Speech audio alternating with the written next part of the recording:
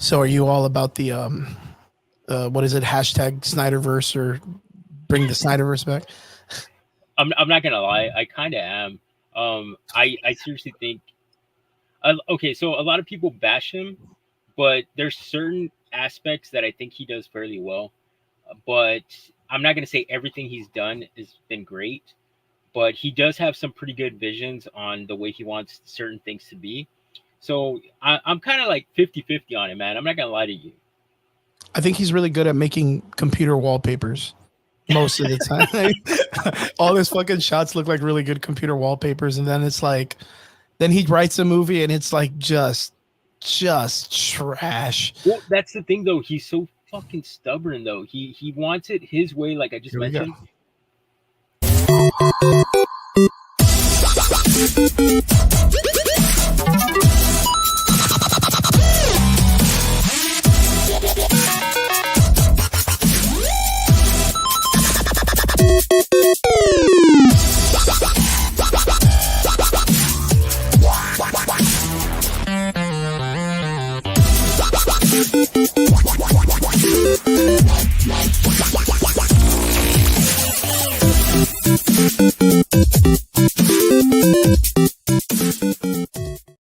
What is up? Welcome back. It's Sunday night here with the Average Boys Podcast, and it's your boy Crispy, and I am here joined with Nico. Nico, what is up? We just had you on last week. It's good to have you, my dude. Oh my god. Hey, well, first off, thanks for having me. Like you mentioned earlier before we jumped on, I'm hoping David has the time to jump in, but if he doesn't, it's perfectly fine, bro. We got this. Yeah, we got David. David got us hooked up. He hit up Nico right now. Brian, I know Brian jumped on with us a little bit last week, but this week he's suffering from. He said he picked up some bronchitis with the way the fucking weather's been over there where he's at, and he's not feeling well. And he was like, "Dude, I'll jump on. Like, I'm not 100%. I'm coughing and all stuff." And I was like, "Well, wait a minute, but like get your rest. Like, we don't mind. You know, I'll hit up David. David's always got a plan. He's always willing to like watch my back and stuff like that." And then last week we had you on the show and it was such an amazing fun time, and we were like, "Hey man, anytime you want to jump on," and you were like, "Yo dude, anytime you guys want me on, just let me know." Yeah, exactly. And I was like, "Most def, dude, we're always looking for average boys, man. It's just what we're doing, man. We're always like, it's the easiest way to put it, man. Every time I bring in friends, it's so crazy because everyone's like, yo man, maybe I'm gonna be an honorary average boy, and I'm like, everybody is like, it's what we all are, man. None of us are. I never claim, even like I would consider like Dell and like all these guys that work in the industries of like the comic books to be more of like a professional set. Okay. But like I'm not a professional anything, man. So like when it comes to me talking about movies, or it comes to me talking about which comic books are good and which ones suck and which movies are good and bad, like I don't attack it as a professional with like, with some type of like, oh, value my opinion. I'm just talking, man. I'm just, giving people my opinion. And as long as I feel like I can give solid understanding, then people will understand where I'm coming from. But I'm not expecting them to make decisions based on what I want. Okay. So you guys, like you just mentioned, you brought me in last week, and I was talking to David after we had the podcast, and I told him like, dude, it felt so fluent, so cool just talking to you all. Like, like it's like you said, there's certain people that they are professionals, or they might, I don't know, like they have a stick up their ass sometimes where they think, yeah, exactly. Where they think their fucking opinion matters and that they're always right, but it was very honest to God. It felt very smooth. The transition when we were talking about the conversation we were having last week, I don't know, man, it felt good. And I love the fact that you kind of already have your own following, so they'll jump in, they'll put in their comments, stuff like that. So true that. We've been on for long. I had fun. Well, check this out. What a surprise. My man, the myth, the legend himself, he made it on the show. Brian D from New Jersey, my boy. Sir. Yes, sir. Yes, sir. Yes, sir. Hey, how you feeling, man? I know you said you were a little bit sick, man. Yeah, man. Been a little bit sick. Was hit with some bronchitis, but you know what? We played through sick. You know what? Jordan had his flu game. I can come in and talk some nerd shit with you guys, man. How's it going? Well, as long as you're good, as long as you're comfortable, I told you, like, I totally understand if you needed to take the night. I always got your back when it comes to like the health issue and stuff like that. And nowadays, getting sick ain't a laughing matter. You know what I mean? Like it's always I kind of feel like, I don't know if you feel like that. You probably do, man. Nico, you too. Like nowadays, it's like every time you get a cold, it just doesn't feel like that anymore. It's like It's like you're sitting on the fucking scale in the Moon Knight TV show, and it's like, oh, you could have a cold or you could have hepatitis or whatever. Like, you know what I mean? Like, so it's one of those things. That's a little extreme, though. Yeah, it's one of those things. Like, I'm just saying, Brian, I appreciate you, man. I know you got some stuff going on, and I'm really cool that you're here. It's so cool that you're here, dude. It's fucking. I feel like I haven't seen you like. I told you, listen. As long as I'm not out making money, bro, I'm here with you guys. I love doing this shit, man. Like this. Yo, shit, I seriously think you just jumped in here to just fucking to pick on you. Yeah. Why would I do that when I have free roam to do that on your own show? Oh my god! I could just jump into your show and do that. Like, that's what I wanted to do. Oh shit! I'm gonna fuck up his shit. Real quick. That's what I wanted to do. I know where to find you. Trust me, I know where to find you. Brian. I feel like I haven't seen you in a while, so catch us up, man. How's life been treating you and everything? What's been on your mind? What's been on your screens, man? Honestly, everything's good, man. We've been blessed with a lot of good nerd shit that's been happening. A lot of good TV, a lot of good stuff happening in comics, actually too. Video games. I mean, it's been cool. But me, I'm all good on this end. I really don't have much to complain about. Everybody in my family's healthy. Been, just having to. Other than me being sick, man, everything else is good. I can't complain, man. Once I kick this, I'm golden. So we brought Nico on the show last week. He had a great time. He was here with me and David, and it was a banger, man. We had a good time, good fluent show, just a good talking points. But I wanted to ask you, since you're back, and Nico's best thing was like, man, whenever I watch your guys' podcast, like one of you always go on like the longest rants, but it makes a lot of sense. He's like, I love listening to that shit. And I have to ask Brian, because I haven't had you on the show in a while. Same thing with Triggs, man. I haven't had Triggs on the show in a while either. But your opinion on the Max Holloway fight, on the Ryan Garcia fight, and what else popped off that day, dude? I know something else. Oh, and if you got to see the bare knuckle fights that we went to. So I saw the Max Holloway fight. I saw the Ryan Garcia fight. I didn't get a chance to watch the bare knuckle fight. I was working that day. If I was off that day, I would have definitely checked that out. Definitely. The Max Holloway fight, I thought, was a Max Holloway fight. I mean, that went exactly how you think a Max Holloway fight goes. The guy's a badass. What else can I say? Like, he didn't need to stand toe to toe with that kid, at the end of the fight, but he decided that, he wanted to put on the show for that last couple seconds.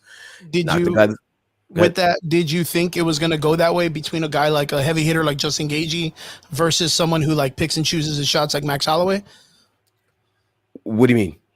Like, Justin Gaethje to be like a heavy hitter. He's like a dude that works on a farm, grabbing hay barrels all day and throwing them. Yeah. Max Holloway, he doesn't move that kind of weight around, so he has to pick and choose and be very strategic. Being that it was like the BMF fight, that it was supposed to be all balls to the wall, did you think it was going to go in that prospect where like Max Holloway was like such a phenom in that entire fight, like taking control, since like the spinning back kick really was what changed the whole fight on Justin Gaethje? So. Honestly, I get all the hype around the fight, but it was to me, it wasn't anything different from any other Max. And I'm sorry to say this, it wasn't anything different from any other Max Holloway fight. Like that was that's exactly what I was expecting. That's what he does. They were up for the BMF belt for a reason. The guy's a bad motherfucker, bro. Like what else? Yeah. What else can you say?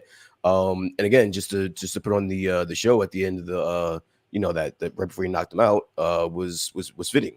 Going on to the Ryan Garcia fight, I did hop in last week to talk about that really quick, because we do talk about that in our chats on the side. I felt like there was a little bit of hate coming from you, a little bit. I'm not gonna lie, a little bit. But you know what? To throw you a little bit of bail, to shoot you a little bit of bail, the guy is easy to hate. He's a hateable character as of right now. But I have been a fan of Ryan Garcia for a while now, before the Tank fight, before anything. I've been speaking his kid's praises for years now. I don't like some of his antics. I think that his chin is still a little bit suspect, to be honest with you. But I have been out on Devin Haney since the Lomachenko fight, bro. Like, I'm still not over that. I'm not over that. Lomachenko won that fight. I don't care what anybody says. Bill Haney, his father, can say whatever he wants, but Haney lost that fight. I do think that that Ryan Garcia win over Devin Haney threw a monkey wrench in a lot of people's plans. I think that a lot of people wanted Devin Haney to hold on to that belt for a while, Well, he did hang on to the belt, but to be unblemished, I'd to say, like they wanted him. I think, what's his name, De La Hoya and Bernard Hopkins. They wanted this guy to be, the poster boy, like the next star. Yeah, they're trying to poster boy him up for that division. I had said since the Lomachenko fight, I didn't like that Lomachenko fight for him. I thought Lomachenko was a better fighter, a better technical fighter. Devin Haney really wasn't proven up until then. The whole weight division is kind of cluttered with a lot of heavy hitters, dude. So, and he hadn't fought any of them. He picked the lesser of the evils in Lomachenko, and I thought he still lost. So coming into this fight, I thought Devin Haney was going to win because I felt suspect to the Ryan Garcia antics and the bullshit. I didn't think he was ready, but apparently it was just a fucking ruse, and he was totally ready, and he put the kid on his ass. It's real crazy because, like, I mean, if you go back to like the old school days, like, Ryan Garcia used to literally beat the shit out of Haney, like throughout all their competition years when they were younger too. Yeah. So like when we were coming into this, I felt, especially after the Lomachenko fight, skills wise, I don't think Haney really has it to be at that level. I think they kind of like, tomato canned him all the way up. They picked and choose this fights between. And you know what? Like, I'm not going to say that every fight that he fought wasn't like in his favor, but there's a lot of politics to this kind of boxing. And, there's a lot of politics in every sport, but boxing and soccer are probably the two most corrupt sports in the world. Oh, yeah. I just feel that, it was a bad matchup. And I think like, Ryan Garcia having Oscar De La Hoya as his pharmacist doesn't really help him too much. And I think like there is some problem with him, especially since the divorce, that he's been kind of going through a lot of issues. And and the professionalism of it, if I was his coach, I would have been upset with the 3 pounds thing. Like, that's just my thing. But then would that have changed the fight? I don't think so. It's just 3 pounds. You're going to produce or you're not going to produce. You know what I mean? It's just what it is. But, Nico, are you a fan of like boxing and all that stuff? Honestly, I like boxing. I prefer boxing over UFC. That's my opinion. Yeah. I prefer boxing. But I'm not going to say that I keep up with every fucking fight. It's got to catch my attention. Like the whole Garcia, Haney, like, I'm not going to lie. I seriously thought Haney was possibly going to take it for the exact same thing that you said. I seriously thought Ryan had a little too much like media on him that he wasn't really focused on the actual fucking fight. Yeah. Like, like he had other things, people were talking about conspiracy theories and all this other crap that was going on with him, so I didn't believe that his mindset was 100% on the fight at that time, but dude, he went out there, he did his thing. Haney, of course, my personal opinion, if you put him up against an average Joe like us, he's going to whoop our ass. Oh, yeah. But you got to give him props. He went out there. He gave us a good show. Dude, they laid him out like, what, 3 times, I think? Am I wrong? Yeah, technically 3 times, but I mean, he probably could have been knocked down, called for a knockdown at least 4 or 5 times. Mm-hmm. Yeah, so like I said, I didn't personally watch the fight. I just caught highlights off TikTok, YouTube, stuff like that. As soon as the fight was over, the way it is, YouTubers automatically want to be one of the first ones to post up and, have like the highlight reels and all that shit. So that's what I got to watch. So I can't sit here and say that I watched the entire fight because I didn't. Okay, good stuff. Well, yeah, that's good. I'm glad that you guys were able to get, and I'm glad I got Brian's opinion on the whole matter. Brian, the other one that I wanted to ask, this is out of my realm. Nico, I don't know if you're a part of this, but or if you're a big fan of this, but what was your opinion on the whole thing that happened with like Rhea Ripley? Like the WWE thing. It's a part of the game, bro. Injuries happen. Yeah, it's a part of the game. It sucks. It happens to your favorite character at the most inconvenient time. And that's just another thing of this. So this isn't a part of like the storyline or something that they're doing. Like this is like an actual injury. She's the hottest women's wrestler that's been around in a very long time. I would highly doubt that they would use an angle like this. Just for what's the game there? You're selling up, you're selling up, like she puts asses in seats. She's a part of a faction that no one cares about besides her. True. Seriously, like what's their thing called? I forgot what their thing is called. The punishment or something. No, I forget. Whatever. But she's the only one worth watching. Let's put it that way. And I don't think this is an angle. I don't think this is a shoot or anything like that. I think that she's legitimately hurt. And but you know what? It could have happened when she first got the belt. She's had the championship for a very long time now at this point. So probably the rest anyway. A lot of people after WrestleMania needed a rest. And I think she's just one of them. So okay. I mean, there was a lot of emotion, man. I got to see the majority of it, and it was pretty crazy, man. It was really, really crazy. And you were there. You were there in person. Wrestling's fun again, bro. Like I gotta tip my hat to Nick Khan and Triple H and even The Rock, man. They made it fun again. So hats off to them. And they're in a good spot where they can lose a Rhea Ripley and still be okay. And still be okay. Yeah. That you couldn't have been able to say that about a year ago. Yeah. Nico, what do you think, man? Oh, dude. First off, huge wrestling fan. Fucking love it. Yeah. Okay, so I seriously thought this was going to be something kind of like what happened with Finn Balor. Judgment Day. That's the name. I'm sorry. Yeah, Judgment Day. That's the faction. But yeah, I seriously thought this was going to be something along those lines where Finn Balor won the Universal against, was it Seth or something? I don't know exactly who he went up against, but he was the first Universal champion. And then, like within a 24-hour span, he got his shoulder. Oh yeah, no, he was the inaugural Universal champion. He's the first person with the Finn Balor. That is, he's the first person to win the Universal Championship. Yeah, and then he got injured in the fight. Seth Rollins injured him. Yeah, and he had to drop. He got him right into the fucking barrier, and he fucked up his shoulder. He's never been right since. He's never been on top ever since that. Yep. They've been shitting on him ever since. See, that's what I'm saying. That could have happened to Rhea Ripley, but she had some time in, so I can't feel that bad for her. Okay, well that makes sense. Shit, man. Well, that's crazy. So what was the injury, anyways, for Rhea Ripley? Shoulder or some shit. I don't know. Some soldier shit that she had. And it was probably something that had been like nagging her for a while, and then it just reared its head, and she had to drop the belt. Crazy. This could still be a work. But I don't think so. I don't. But it kind of feels a little too off to do it. It just you don't take one of your biggest stars off the main roster for no reason. Let's take into consideration this is a work.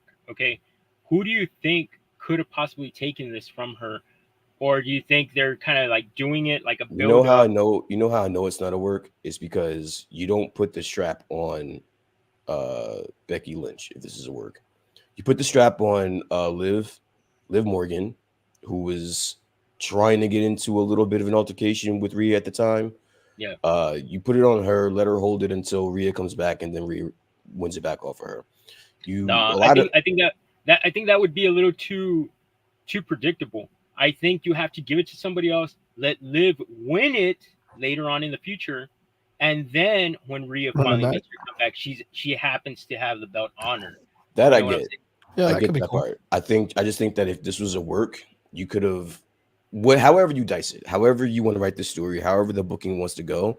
I think putting it on Becky, which is what I'm just ultimately saying, you putting it on Becky screams, oh shit, I gotta make a left turn here. Who am I gonna put the strap on? And they're gonna put it on one of their bona fide champions, one of the people that can always be a champion, can always be in a championship match. They threw it on her last minute. That seems like that's what happened there. Yeah. Good point. For a couple of years, man, it got kind of wrestling was very stale, very very stagnant. In the sense that it was the exact same fucking champions all the time. It was either Becky Lynch, Flair, so Charlotte Flair. It was always the same girls all the time. Belair also, so I don't know, man. Like you said, Triple H is making this a little bit better. He's trying. You throw it at the interviews, and he's always talking about like, oh, the new era, the new this and new that. And he's always trying to throw his name in there because he kind of wants people to know it as the Triple H era, because I don't know, but it is true though. He is making it fun and it like entertaining again. Like I love watching it. For a couple of years, I'm not gonna lie, I kind of lost interest in it, and Everybody goes through it. Lately I just jumped back into the train. Like it was, I don't know, it's awesome. I like it. A lot of people usually around this time of year, when it comes to like WrestleMania and right after WrestleMania, a lot of people come back. But being that, you know, it was one of the better WrestleManias in a while, a lot of people, you know, are back into it. So I get it. Good shit, good shit, good shit. All right, boys. Well, now we're going to start getting into the fun factor stuff. The number one topic that we're going to probably be talking about, Brian hit me up and was like, yo, I want to know, South Texas Comic Con popped off this weekend. How did it go this weekend? Me, myself, I didn't have the opportunity to go. We just got back from doing a large trip in Florida. And I have been, I came back to work and I hit work, you know, super hard. So I have a lot of opportunities popping off at work now. So I'm trying to do a lot of like slacking, bro. You're slacking, man. Fuck out of What here. do you What are mean? you talking about? You're fucking slacking. Nobody wants to hear this long ass soliloquy, bro. Like you're slacking, dog. No, You man, should have been there, man. Repping, dog. No, it's one of those things like, you know what? Like I did miss it. Yeah. But like financially it wasn't going to be able to benefit us. Like just overall what it is, you know, I use a lot of my finances to fund some of the trip in Florida. And, you know, at the time, you know, I thought that, you know, was going to benefit me and it benefited me in a lot better ways too. Like, you know, I had this opportunity to hang out with some really great people. And, you know, I went out there, you know, represented with a team that was a great team with a great fighter, with a great possible future. You know what I mean? It's in, you know, I don't know if you guys were able to watch that. They just did the Mike Perry fight yesterday, which was I did see that.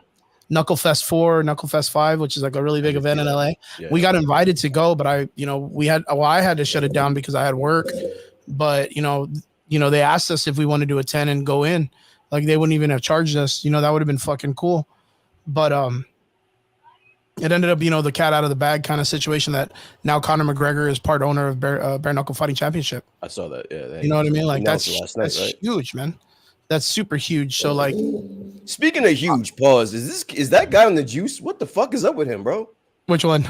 Conor McGregor. Oh, I don't know. He's always on something, man. If he's not on the juice, he's on the fucking nose powder, bro. Like I get the nose powder. I mean, you know, yeah, we all know that shit. It's in his liquids. That's a fun time. But I mean, ever since he started doing that Roadhouse shit, bro, that motherfucker looks jacked. Holy big guacamole, bro! By any chance, did you guys get to see him going around doing interviews during Roadhouse? Jake Gyllenhaal looks so uncomfortable, like if he was like, you leave one of those people in like one of those cages, like the you can pet the tiger kind of moments. Like he just looked like he was always on edge. And Conor McGregor looked like he was like, all right, everybody take off your shirts. We're going to fucking do coke off each other's nipples or whatever. Like, and Jake Gyllenhaal's just like, oh, dude, why am I here with this guy? Like, he just looks so fucking uncomfortable most of the time. I saw when they jumped on a complex on the YouTube channel for the sneakers. Yeah. And it's true though. He kind of kept his distance and he let McGregor talk most of the time. Like we gotta admit, the dude's fucking unpredictable. You never know what the fuck. I was gonna say, like, you're sitting here blaming the guy for being uncomfortable around one of the most uncomfortable motherfuckers to be around, bro. Are you kidding me? It's like this dude, Conor McGregor, is like Mike Tyson at 20, dude. Like it's just nuts, dude. It's just nuts. He's there, fucking Jake Gyllenhaal. You're watching the video, and he's just literally with his hands in his pocket, like just kind of like, those are some shoes. Yeah, those are shoes indeed. And he comes in, he goes, oh, look at these fucking Versace shoes or whatever. And the guy's like, how much do they cost? And they're like, I think he says like 18,000. And you see Jake Gyllenhaal's face, and he's like, the fuck? What do you mean 18,000? Like he it's like he's never shopped in one of those, like in like the sneaker shops, the sneakerhead shops before in his entire life. It was like a whole new awakening. He was even like, Connor said something that he had bought something Balenciaga and that it was his turn or something. And he was like, is this for both shoes or just one? Like he was making fucking, it was the funniest fucking interview I'd ever seen in a long time. He just looks so out of his environment. Looks like he shops at Target, dude, on the weekend kind of guy. Like he just was not prepared.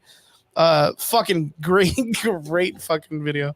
But yeah, it was that whole entire opportunity that was given to us to do the bare knuckle fighting championship was super cool. Like, you know, I'm super honored by Eric to hit us up and let me be a part of his team and his corner and all that stuff. So, you know, onwards to better futures for that. We just saw last night that his opponent, Mike Richmond, who won the fight, is kind of like on the path to fight this other guy named Lorenzo Hunt. And Lorenzo Hunt got pretty dominated last night. I got the hiccups real back because I just ate. He got caught with a bad uppercut, and when he fell, when he was going down, he put his arm back to catch himself, and he fucking dislocated his shoulder on the fall. Ooh. Like his arm was too far back, and it caught him. So Lorenzo Hunt kind of dislocated his shoulder, and he's out of the game for a good minute. So, yeah, it looks like that whole 185 division is going to be shuffling around a lot with Lorenzo Hunt being out for a little bit. But Lorenzo Hunt's he's a killer too, man. All those guys are fucking ballers, bro. Super crazy. Mike Perry took out Thiago Alves in like fucking 15, 20 seconds, dude. It was like 40 seconds. And I mean, I don't know if you guys remember back in the day that Thiago Alves is no fucking slouch. The guy's a fucking animal too. So crazy, man. Just crazy fights how bare knuckle is. But yeah, we had we got another guest coming in. Here he is, the man, the myth, the legend. David from Adam Collectibles, man. Adam, what is up? Hi. What is up, David? What is up? Hi, everybody. Oh, to Brian? I just had Brian. What's up? He inspired me to be on my phone and get on no matter what. Yeah, I sent him the link and I was like, I have that effect on people. I don't know what to say. Oh my god, you're blowing up his head, bro. Everybody wants to just argue with me and shit. He's my David Goggins, bro, for reals, bro. You don't know me, son. You don't know me. Oh man. David, how's it going, brother? Well, I'm in the parking lot of Twin Peaks, bro. Ran into a lot of the cosplay community. They're watching high. Took the team out to, the thank you for the Comic-Con hustle, right? Because, it's a motherfucker in 3 days. Yeah. Hey, so overall, how was your experience with South? We just started talking about South Texas Comic-Con as an event. We were going to ask, of course, Nico's going to tell us it was his first opportunity to go to a convention. And, of course, David, you've been to several. My biggest thing was numbers. I would like to hear numbers, and you probably haven't heard of any of them. But in your opinion, attendance wise and being the vendor and all that stuff, how do you feel South Texas Comic-Con was this year? I mean, it's hard to say compared to last year because of the storm, but previous, a culmination of all the other Comic-Cons you've attended. Definitely. I mean, we always know that South Texas Comic-Con is a staple when it comes to, what McAllen and the Valley has. It's like the pinnacle, then it goes to Anime Fiesta, Ultra Gaming, and so forth. Definitely Friday. Obviously, I was at a different company last year, so my numbers are a little bit smaller, but I'm not running as much inventory. I can tell you confidently, the rule of thumb that I've learned is whatever you make on Friday, you triple it on Saturday, and what you make Saturday, you make half that on Sunday, and that's kind of more or less where I was with my inventory. And I'll put it in perspective. Before Comic-Con, I had 3 spots, maybe over $50,000 worth of inventory, and we would rack in between the teams 18,000 for the 3 days. Obviously I'm running 1 spot, so if you have $10,000 worth of inventory and you make 5,000, that's pretty good considering your space and stuff. Those are not my actual numbers. I mean, obviously I'm not going to put my business out there, right? But it was profitable. I had a good turn of inventory. Bought some collections too, so some awesome comics coming out. But attendance-wise, I feel like it was really good. I felt like Friday was a little bit busier. Saturday, people love to spend money. Today was just a great day, bro, because I had less customers, but they were buying more. So I was just happy. I mean, I'd rather have, less customers being happy, building the bag, building the basket. Looking at the credit card report, I can tell you that yesterday they averagely spent $20. Today, I think I ended with the average of $38. So, nice. An extra $18 per transaction adds up. It really does.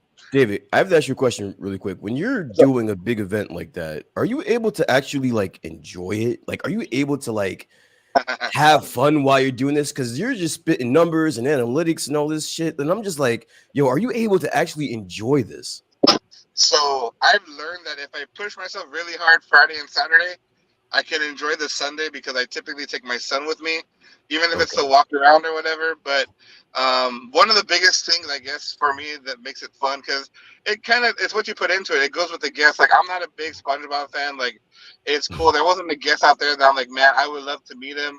The only one was the Robin Hood, Carrie Lewis. Just because Men in Tights, bro, is one of my favorite movies. But if I didn't meet him, he doesn't have a Robin Hood pop. So, like, I don't really care for Princess Bride, like whoa, easy. Princess Bride is top tier, is God tier, man. What are you talking about, yo? But if I had a choice between Men in Tights and Princess Diary, bro, I don't know. I grew up with them. Sorry. I like both of them. Okay, my fault. Go ahead. I'm doing that Brian thing again. Don't worry about it. Yeah, my fault. Sorry. But no, I mean, I think it's pretty good. I think a lot of the vendors, I mean, obviously I put some material out there, some videos and stuff. Talking to them off camera, some had good days, some had bad days, some were, getting the momentum for their day. Not really anybody complained too much. Obviously, they're going to have the correction of errors. I think, considering it's 10 years and where they've started to where they're at now, obviously there's things to improve on. But, I didn't hear any vendors complain too much. Obviously, like, for me, I'm not going to lie, and this might sound bad, but I don't mean it in a bad way, but I was like, hey, I'm a sponsor, bro. Look at my logo. Like, I was like, it's right there because, at the end of the day, a lot of people talk about, I want this guest, I want that, I'm going to support Ramsey, I'm going to support this and that. But when nobody puts the money to back it up, you're just all talk, bro. It doesn't matter. So for me, to put down the amount of money that I put down for the spot, could I have done more? I wish I could have. I mean, I had a fucking fire for crying out loud, Yeah. But at the end of the day, I feel comfortable supporting the cause, supporting the community. Right now at Twin Peaks, I've heard the cosplayers and, maybe they had fun, maybe they didn't, but hey, we want to make the event better. I want to do what I can, and hopefully it grows more, right? True that. I was gonna, you just said something right now that I was gonna ask, but yeah, it's super good that you did very well. What I wanted to ask you, yeah, there we go. What are your pros and what are your cons of the event for your experience this year? So the good part was to me is that I was more towards the front before. I was towards the corner. I was in the sponsored spot. I mean, it was cool. Don't get me wrong. Could you always blame it on placement? I don't. But the biggest pro I had, man, and it's going to sound real shitty, but I promise I don't want it to sound as bad as it does. But, like, I had some of the people that are on the podcast say, hey, man, can I go hang out? Can we go do this? And I'm welcome for it, man. Like, I've always been humble, especially since, like, the people that were with the previous business, like, they stuck with me and they're like, hey, can I go chill at my booth? Or one of my brother's friends was like, hey, like, I was said, if I'm going to buy a pop, I buy a pop here only, And then I'm like, oh, cool. Like, I'll give you a discount. They're like, nah, I'm going to pay more. I'm like, oh, fuck. Well, I'm not going to stop you. Like, who am I to do that? Right. David, just to clarify, just to back it up really quick, you were talking about placement. Just to clarify, placement. Are you talking about like placement in the booths? Yeah, like in the vendor placement. So, like, if you were what goes into that? That's like beyond me, bro. That's whoever organizes the chart and stuff. I just know that there's like a little alley that says sponsors, and I was right under it. Yeah, so shit. Gotcha. I was gonna say, like, I don't think it's something a quick tug job can't fix, bro. You just little handy in the corner, dude. Get you right there, front and center, bro. I'll do what I gotta do. You look like a man that will do what he has to do. I'm just giving you options. $20. I'm giving you options, man. Giving you options. Oh, okay. So that's what I was gonna ask. See, look, tug job just jogged his memory. Tug jobs. No. Speaking of tug jobs, you were going around and you were going to do interviews with people. Yeah. How did that go for you? Like, I saw that. I thought that was very cool. That was innovative. It was something new. You even had your fucking microphone in hand, looking like a news reporter on the news. Yeah, like, bro, that was, not no lavalier or some little tiny mic. Like, you had it, bro. Like, you had the whole thing. Tell us about that experience and what it was that you were trying to accomplish with that kind of a approach for this year's Comic-Con. Honestly, like, I think obviously, like, I've always been a big supporter of like my podcast. I've been wanting to do more. I just want to put content out there. I want to make it entertaining. And I'll give you an example, like Miguel from RGB Collectibles. I was like, hey man, you want to be on? He's like, no. I'm like, okay. So I talked to him today. I'm like, hey bro, you want to be on?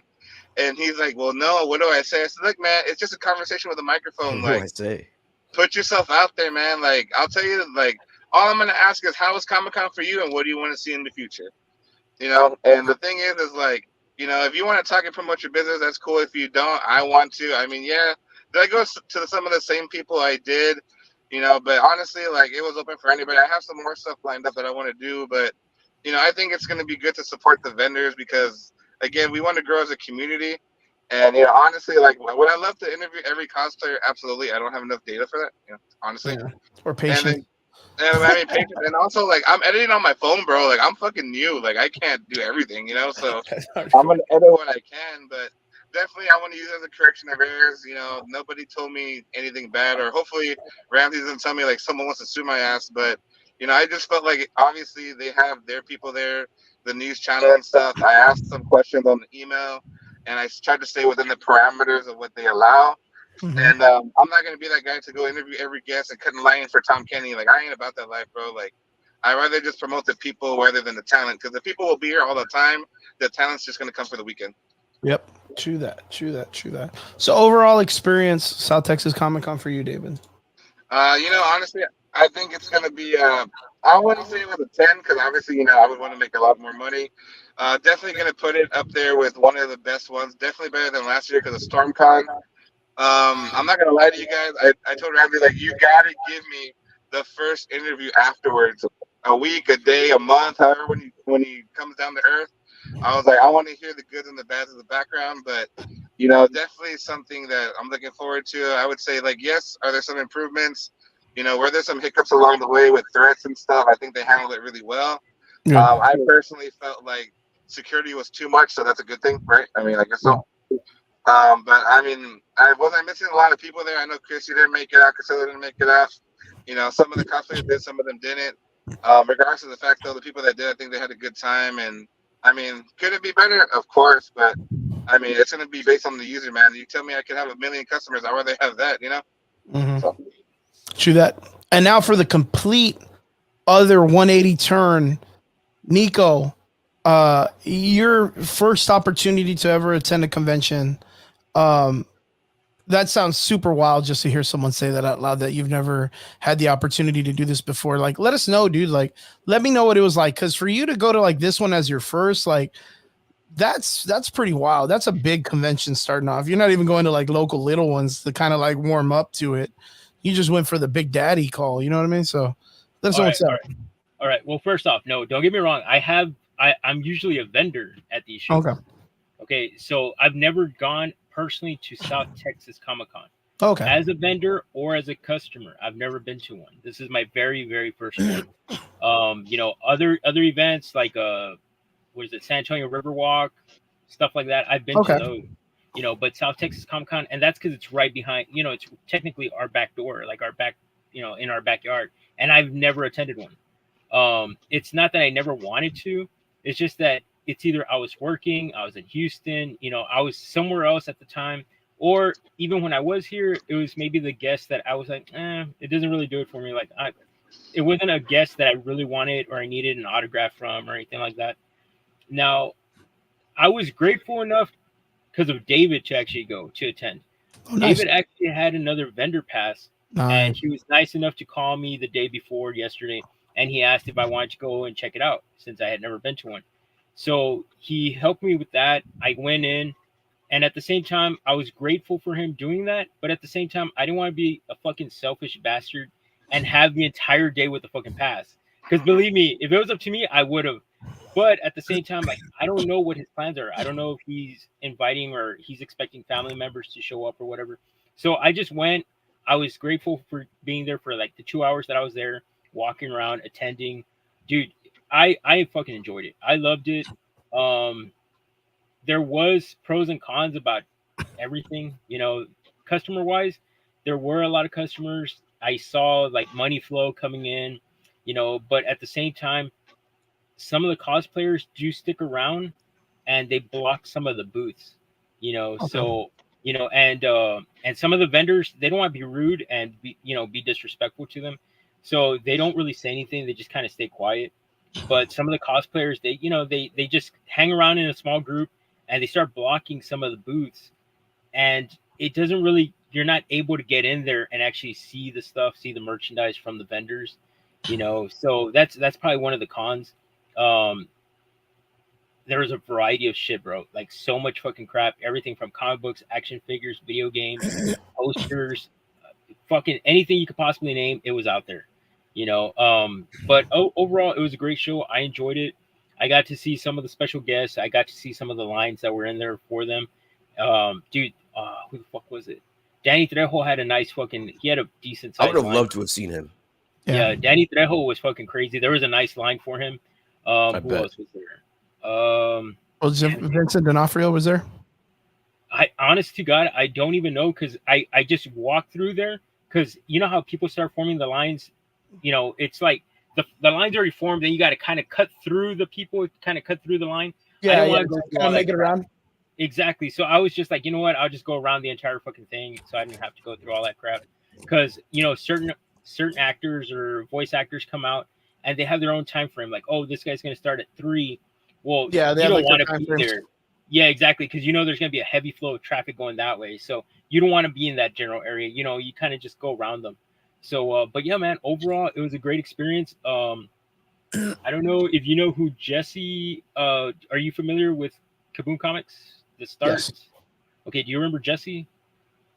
Like as a worker that's there? I want to say it's Jesse Sanchez or something like that. Yeah. I know what you're talking about. Okay, well, he actually is trying to create this comic book here. Jess, you're talking about Jess. Yeah, dude. Yeah, I know Jess. Yeah, they had a booth there. That's Jess and Ramsey. Yes, exactly. They've been making it's called like the Outer World or something like that. Like it's got like the Ordinary World or something. The Ordinary World. Yeah, they've been in it for a minute, dude. Trying to build it in a it's. I saw the pictures of the booth and the art that they're using. Actually, as a matter of fact, Ramsey and I are really, really close, and he lent me like one of his first copies of the comic book that he created like years ago. Well, this was a couple months ago, and the only other person that had this at the time was JDF. So it's just me and him who have this book. Yeah. Wow. So yeah, I need to give it back to Ramsey actually because I'm just supposed to be like. He just wanted me to like just read it for a little bit, but I'm one of those guys that like when I critique something, I want to spend time with it and I want to make a video of me like critiquing per part, like what I think. But looking at the art that they chose, even when I see artists on Facebook, I automatically get them in connection with Ramsey, so that way they can have an opportunity because I know he has a comic book he wants to grow, and I want it to be like I want him to hit the ground running because I believe in his vision 100%. I've had his back since we were kids. Yeah. So basically, like I said, that's Jess, Ramsey, the one that you mentioned, My Ordinary World or something like that. Yep. I have the exact same picture, but behind it of his. And it's something small, but I asked them if they could just do me a favor and sign either, like both of them. So Jess signed this. Yeah, I just signed this one and Ramsey signed the other one. And I posted it on my Facebook. So, and it's really cool. And it's very nice to see that Ramsey's head hasn't gotten any bigger, bro. Like he's very down to earth. Always. He's honest to God, he would fit in here as an average boy. Most definitely. We've had him several times on the show. I know that it's just that, every time that Comic-Con comes around nowadays, I know he's more busier than before. Yeah. So it's kind of like, I don't really like shoot it out there to kind of like, give me your time when I know it's really valuable at this, like during the time crunch. So I'll probably wait for, like the way David is, after the convention, when the smoke settles, he'll usually take like some type of vacation. And then when he comes back, I'll hit him on and tell him to come on the show and come and shoot the shit and catch up with all the different movies and films and comics and all that stuff. So we'll be able to dissect his brain when that is. And I know, Brian, it'll be your first time with him, right? I think. Or did you get to talk to him once? I wouldn't say, I think I caught the last one. But I think it was just the one. Nico, I have a question though. Being that this was like you mentioned this was your first con, right? This is your first big con that you've ever been to, right? Yeah. So has this sparked an interest into going to more cons? Like, are you interested in seeing other venues, other, sponsors, providers, things of that nature? Has this sparked any interest in you in that? Yeah, well, actually, now that you brought it up, when I got Ramsey to sign his, I actually brought to his attention. I'm like, hey, how do I go about it on possibly being a vendor for the next one?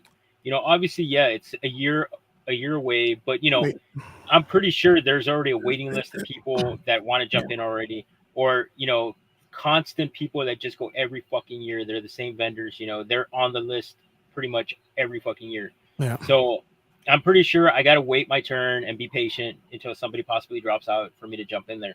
Nico, I told you, man. You, just a little handy. Little... bro, hey, you could leave that to David, bro. Yeah, little circle jerk. You get a nice little circle jerk going on. You be all right, man. You good? God damn.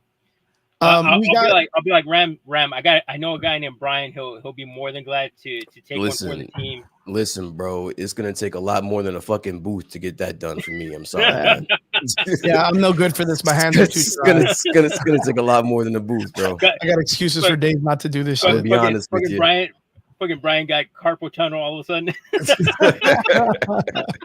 So we got a comment in the comment section. The G Gamer says, any autographs you guys got from Comic-Con? Well, I didn't get to go. What about you, Nico? Okay, like I said, I got Jess and I got Ramsey. Yeah. Don't get me wrong, I would have loved to have gotten Danny Trejo. I already have it on I want to say 6x8 or something. I don't know. It's a pretty decent one. I already have it, but I got that one years back from God, Lee, what the hell was it called? Well, anyways, but yeah, I already have Danny Trejo. It's the only one I really wanted, but by the time he was going to show up, I was already leaving because, like I said, I didn't want to hold David's pass for too long. It was the guy from Tombstone. Yeah, that's the dude that was in Terminator. Yes, yeah, the exactly. Actor, yeah, the main actor, the one, the original one. Yeah, so I would have loved to have gotten his autograph. That would have been great. But like I said, by the time his time was to come out, I wasn't going to be there, man. I appreciate David giving me his vendor pass, and I didn't want to be a fucking jerk and be holding it for too long. Because, you know, like I didn't know who else he was going to invite or, you know.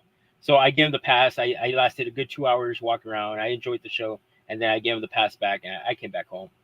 So let me ask you guys on a personal note. If you had the opportunity to get one person's autograph that you really wanted to show off, like what would it be? Whose would it be? Just in general, like yeah, that just in general. Yeah, just in general. Not someone that was here at the convention or anything. Just something that you would know that you would want to put up in your house, in your man cave. Okay, to me, that's pretty easy. I'll jump in real quick. I'll say Arnold. Of course, you got Sylvester Stallone. You've got Hugh Jackman. You got Clint Eastwood. I don't know, man. I think those are my main ones, actor-wise. Brian, what about you? I'm gonna be honest with you, man. I'm kind of weird when it comes to celebrities. I don't get starstruck. I don't want autographs or pictures. I work at a hotel where I run into, you know, celebrities a lot, and it's not just in my nature. It's nothing for me. But I guess honestly, I always said that there's two people that I would probably geek out if I saw in person. One of them just passed, in Akira Toriyama. I would have geeked out if I ever met him. And the other one is Ken Griffey Jr., the baseball player. Ken Griffey Jr. Wow, dude, that's pretty cool. Yeah. Shit, that's awesome. I grew up watching the kid, and I became a baseball fan because of him. I became a Mariners fan because of him, and I just thought he was the best athlete I had ever seen in my life. Injuries kind of like cut his career short, but I mean, listen, man, he was it for me. So I think like if I were to run into him just like in the wild, I think you'd freak out a bit. We got a hiccup. Yeah, you got a hiccup there. What did you say? What would happen if you ran into him? I said that if I ever did run into him in the wild, I'd probably turn into like I give him a handy for sure, and that would be on the arm too. I wouldn't even want anything in return. Like that would be just from my childhood. That's just gratitude. Yeah. I would definitely turn into that 9-10-year-old again, bro, and fan. That's awesome, man.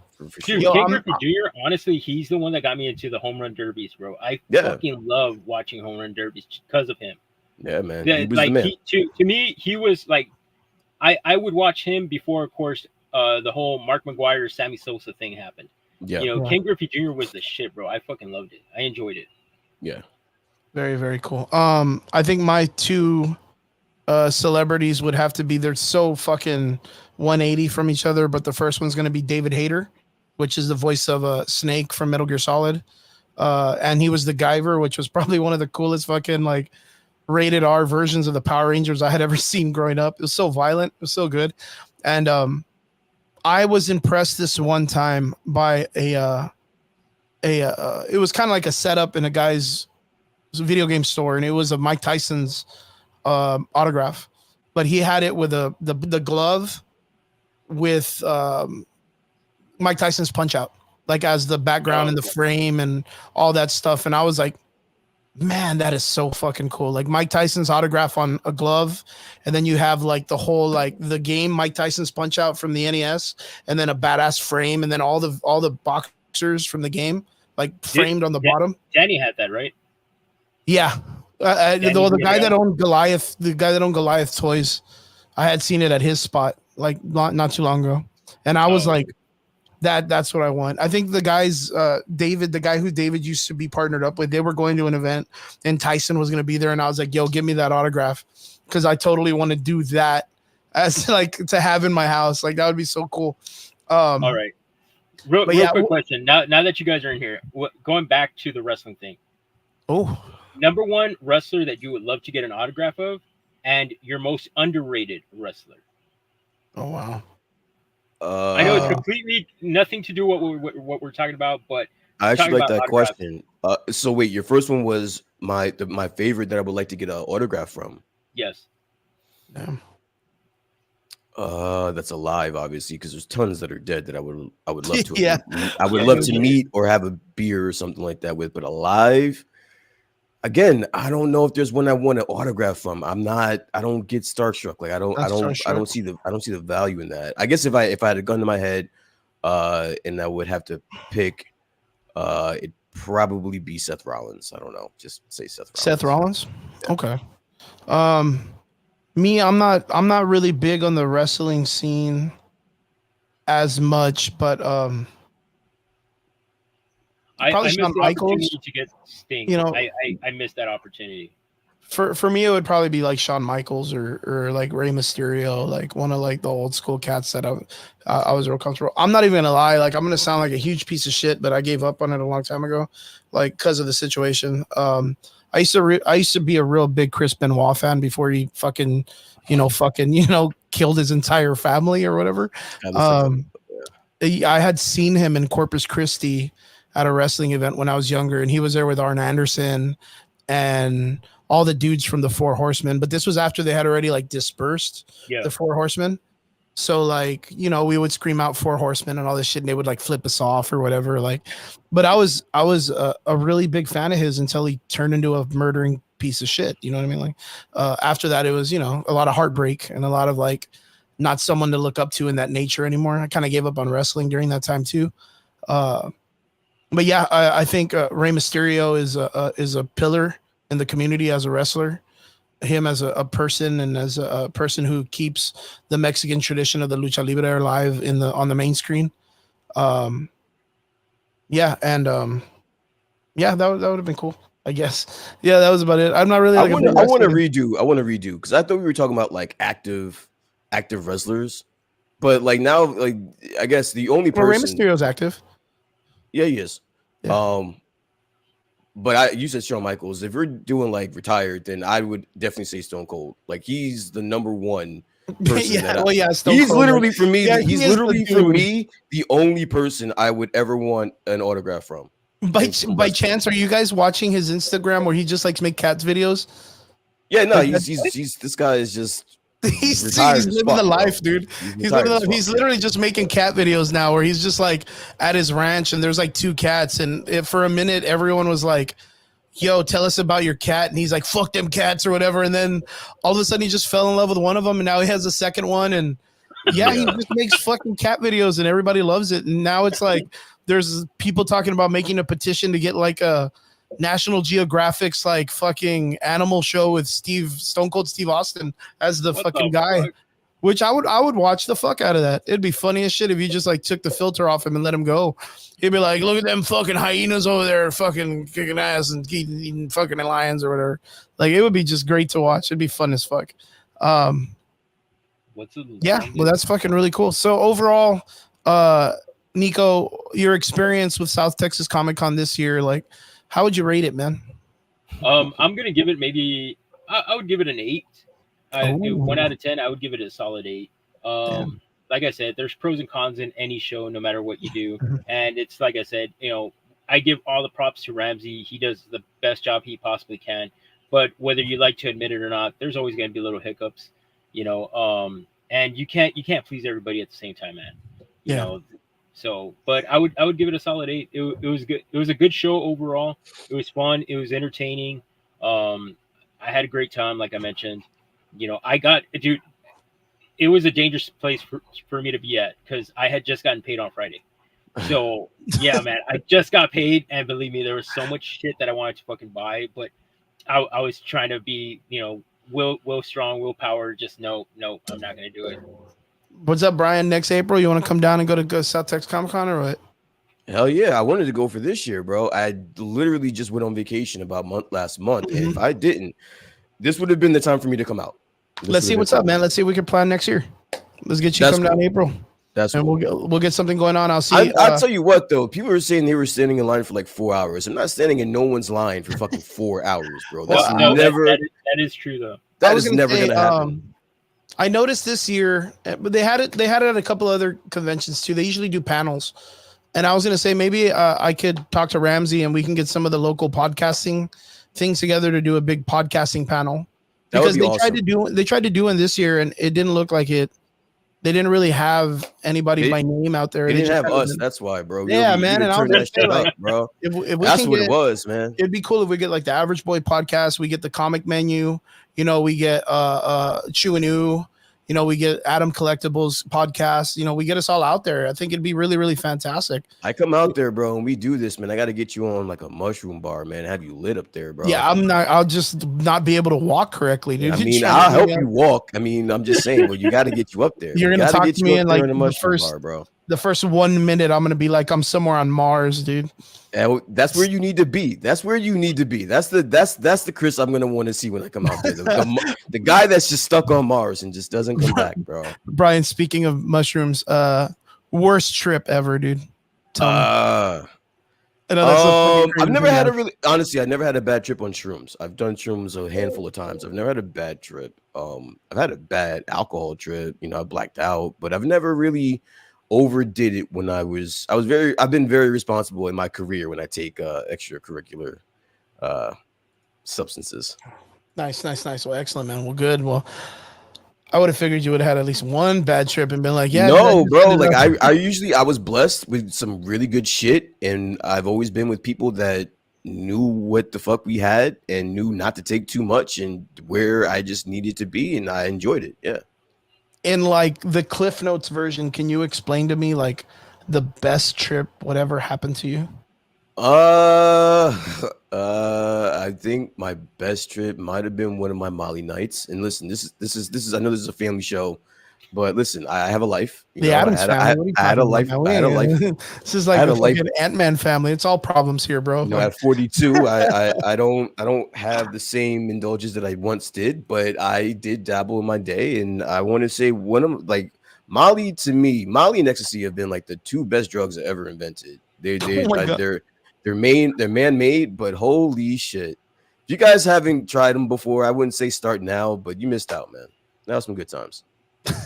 Dude, sponsored right on the side. That was some good times, sponsored by Molly's and shit. Yeah. I relived them sometimes in my head, but that's as far as I ever get to that shit now. What's up, Biggie? In the comment section, he puts, Chris, yo, did you get to go to South Texas Comic Con?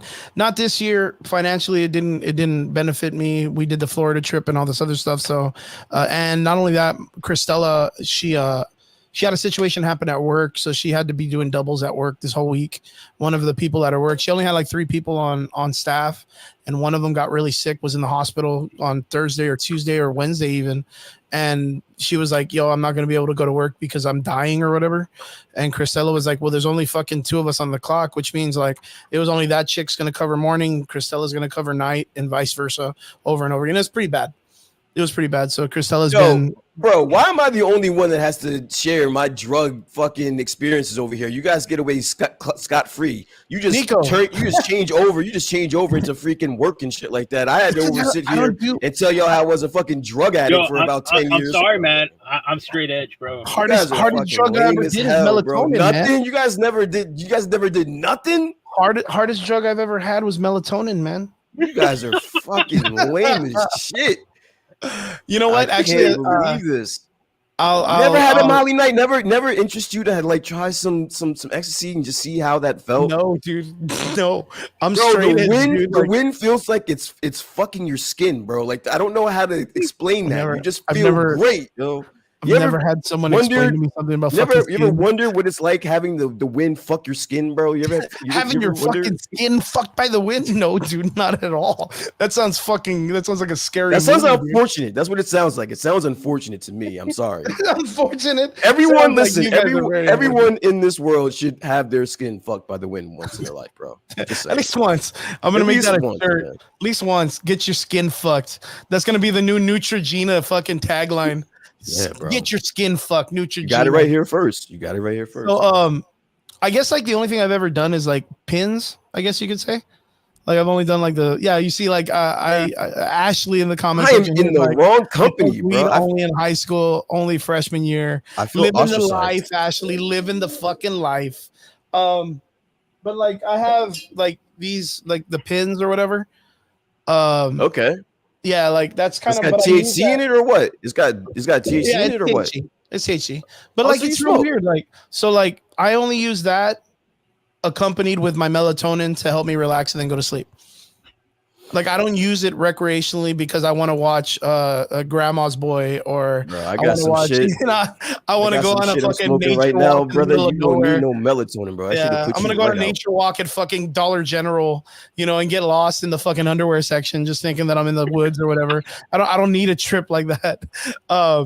It's just I use it, what is it? Medicinally. Yo, I just got invited to a retreat at the end of June where it's a bunch of people. It's very cultish, but they're gonna be taking ayahuasca, and it's really got my interest. No, are you serious? You gonna go? I'm thinking about it. Go live.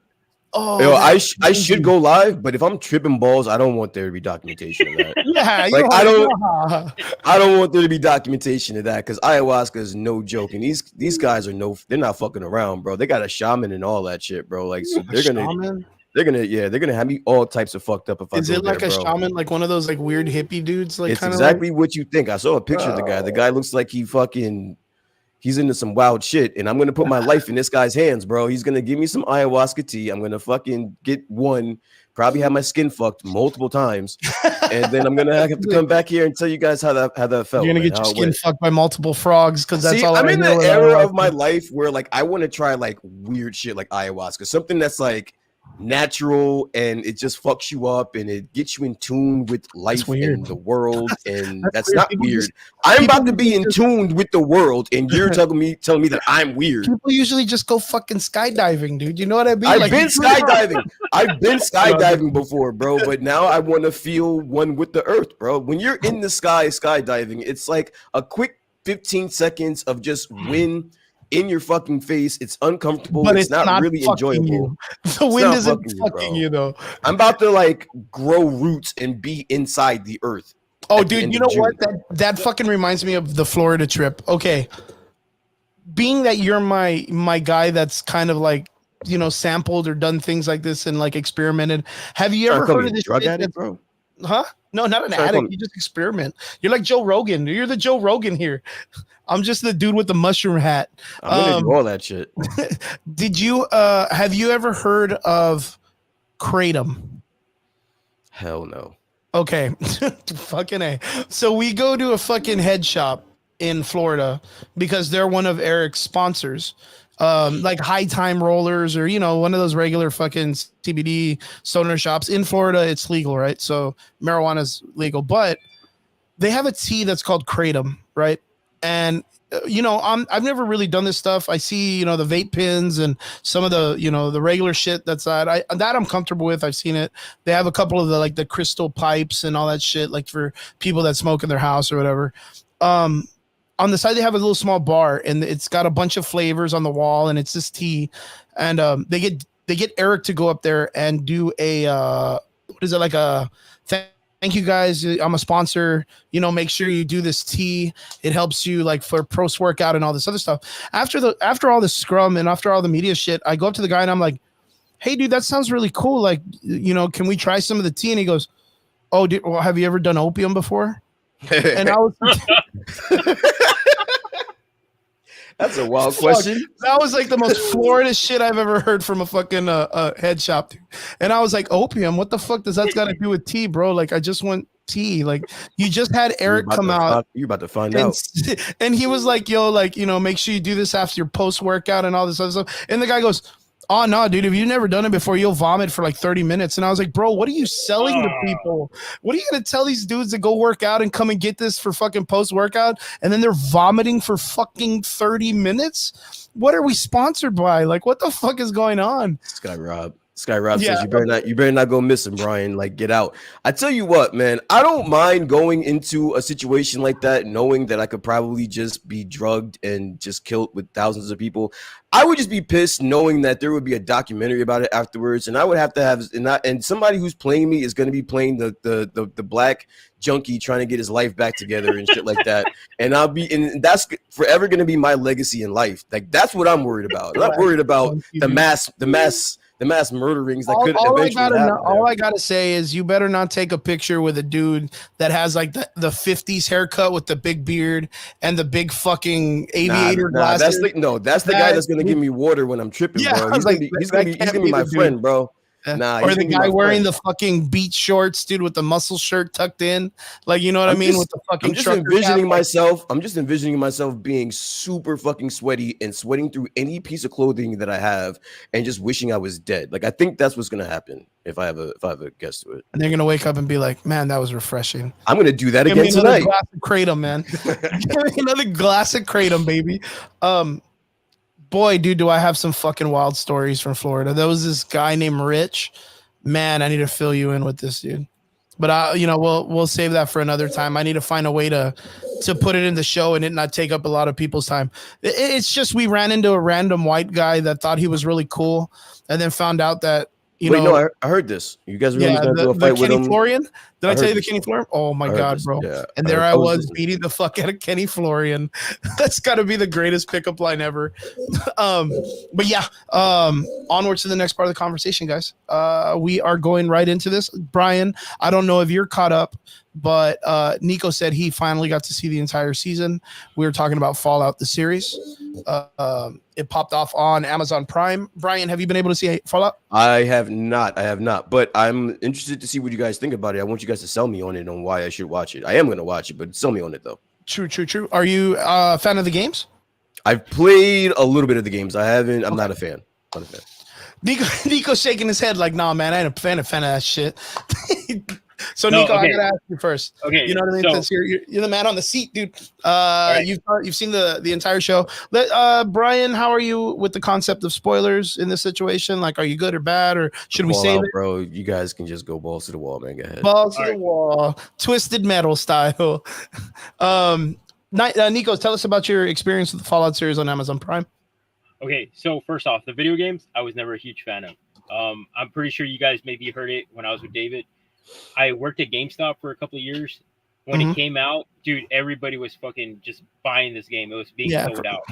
And then all of a sudden, like, I think, what was it, 76? Fallout 76 or something like that came out? Mm-hmm. Dude, there were so many fucking returns for that fucker. It was ridiculous. Like, people had it for like a week at the very most. And we had so many copies. Yeah, and they fucking hated it.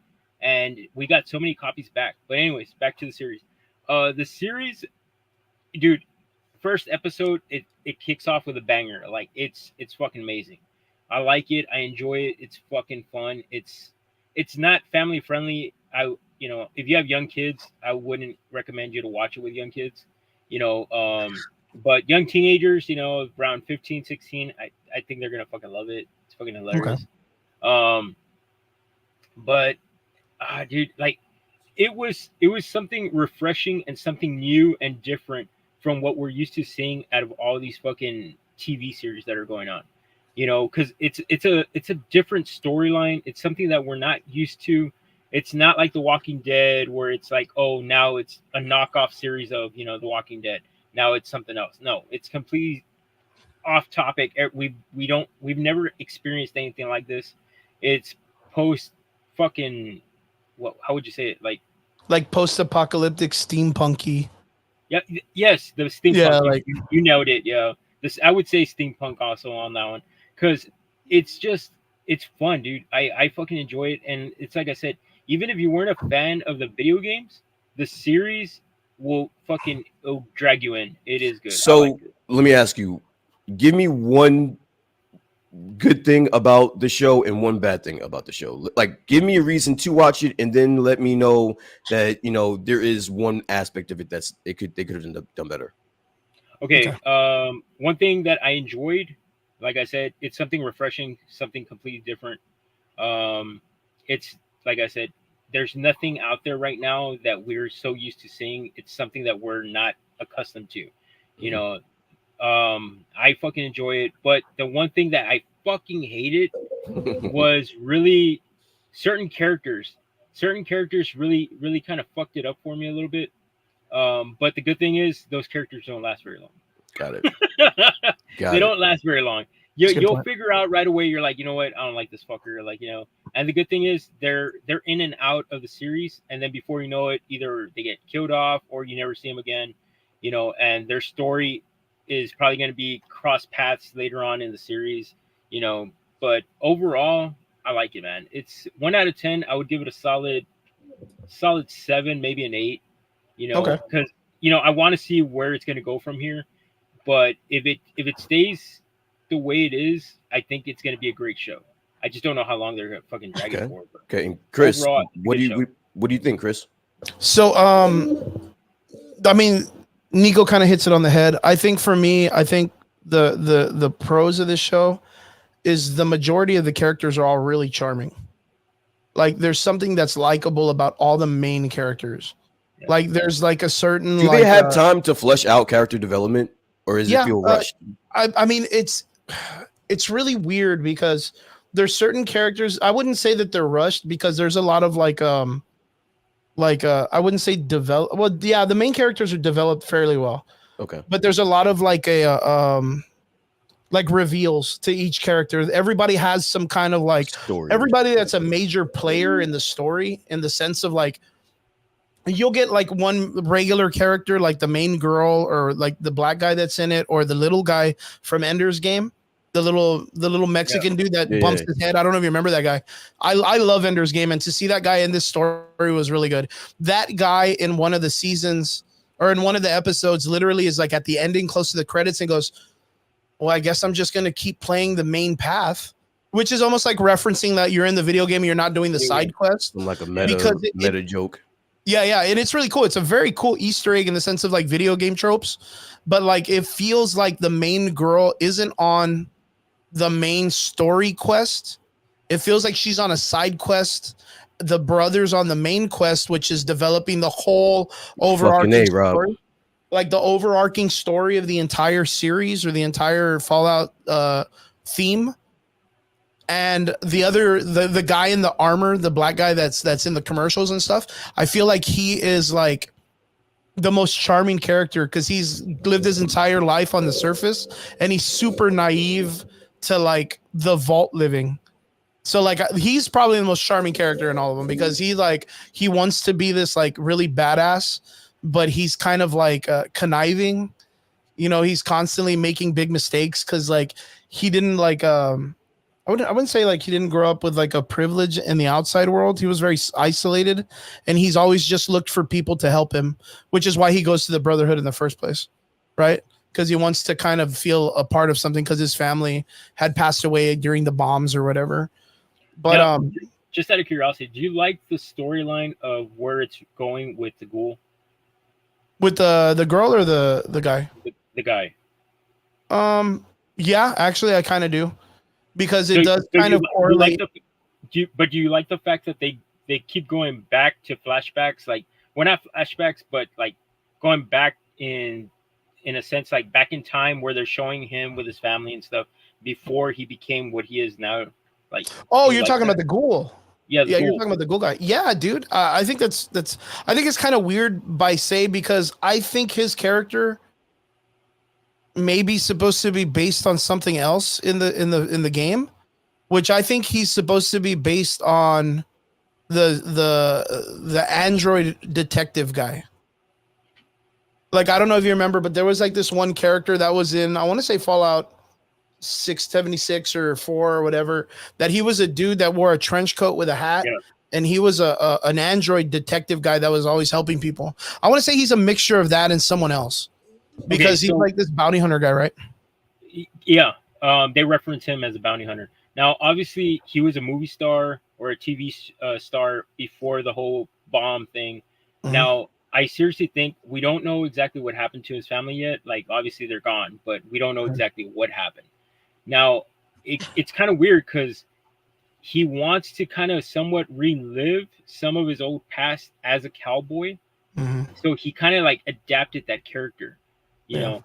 So like he's so used to playing Western movies and stuff like that. Like at the very last, he's sitting there and he's watching himself on TV, and he's watching a series or the movie of him, and it's like he wants to somewhat portray that in real life, like, you know, as kind of like a badass cowboy, like, you know. So yeah, it's like weird. The gunslinger, kind of like exactly, not the hero but the anti-hero, spaghetti western kind of thing.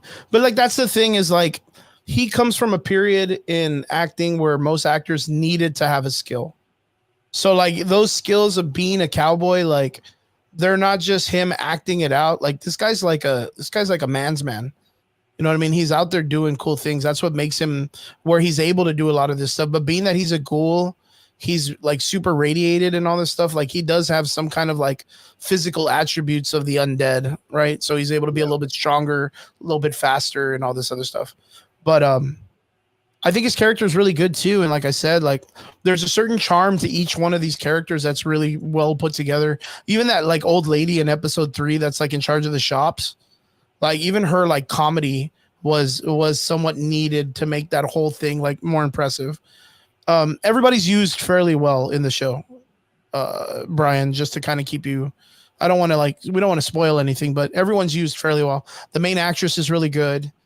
I know that some of the things that when we go into these films and TV shows and stuff, we always assimilate the idea that there's going to be like the woke thing, or like the stuff we're seeing right now happening in Warhammer with DEI and all of this other stuff, that Sweet Baby Inc. and all of this other stuff. There's a lot of things that are going on like that right now.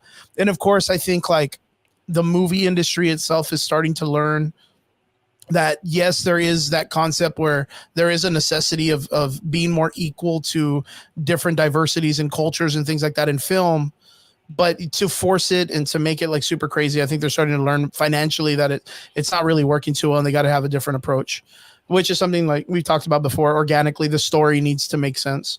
The story needs to be written well, and they need to kind of do their research on the characters. But there's not a lot of wokeness in or a lot of like the DIE or DIEI or whatever. There's not a lot of that in this film or in this series. There are some parts that you feel are kind of like nods at the situation.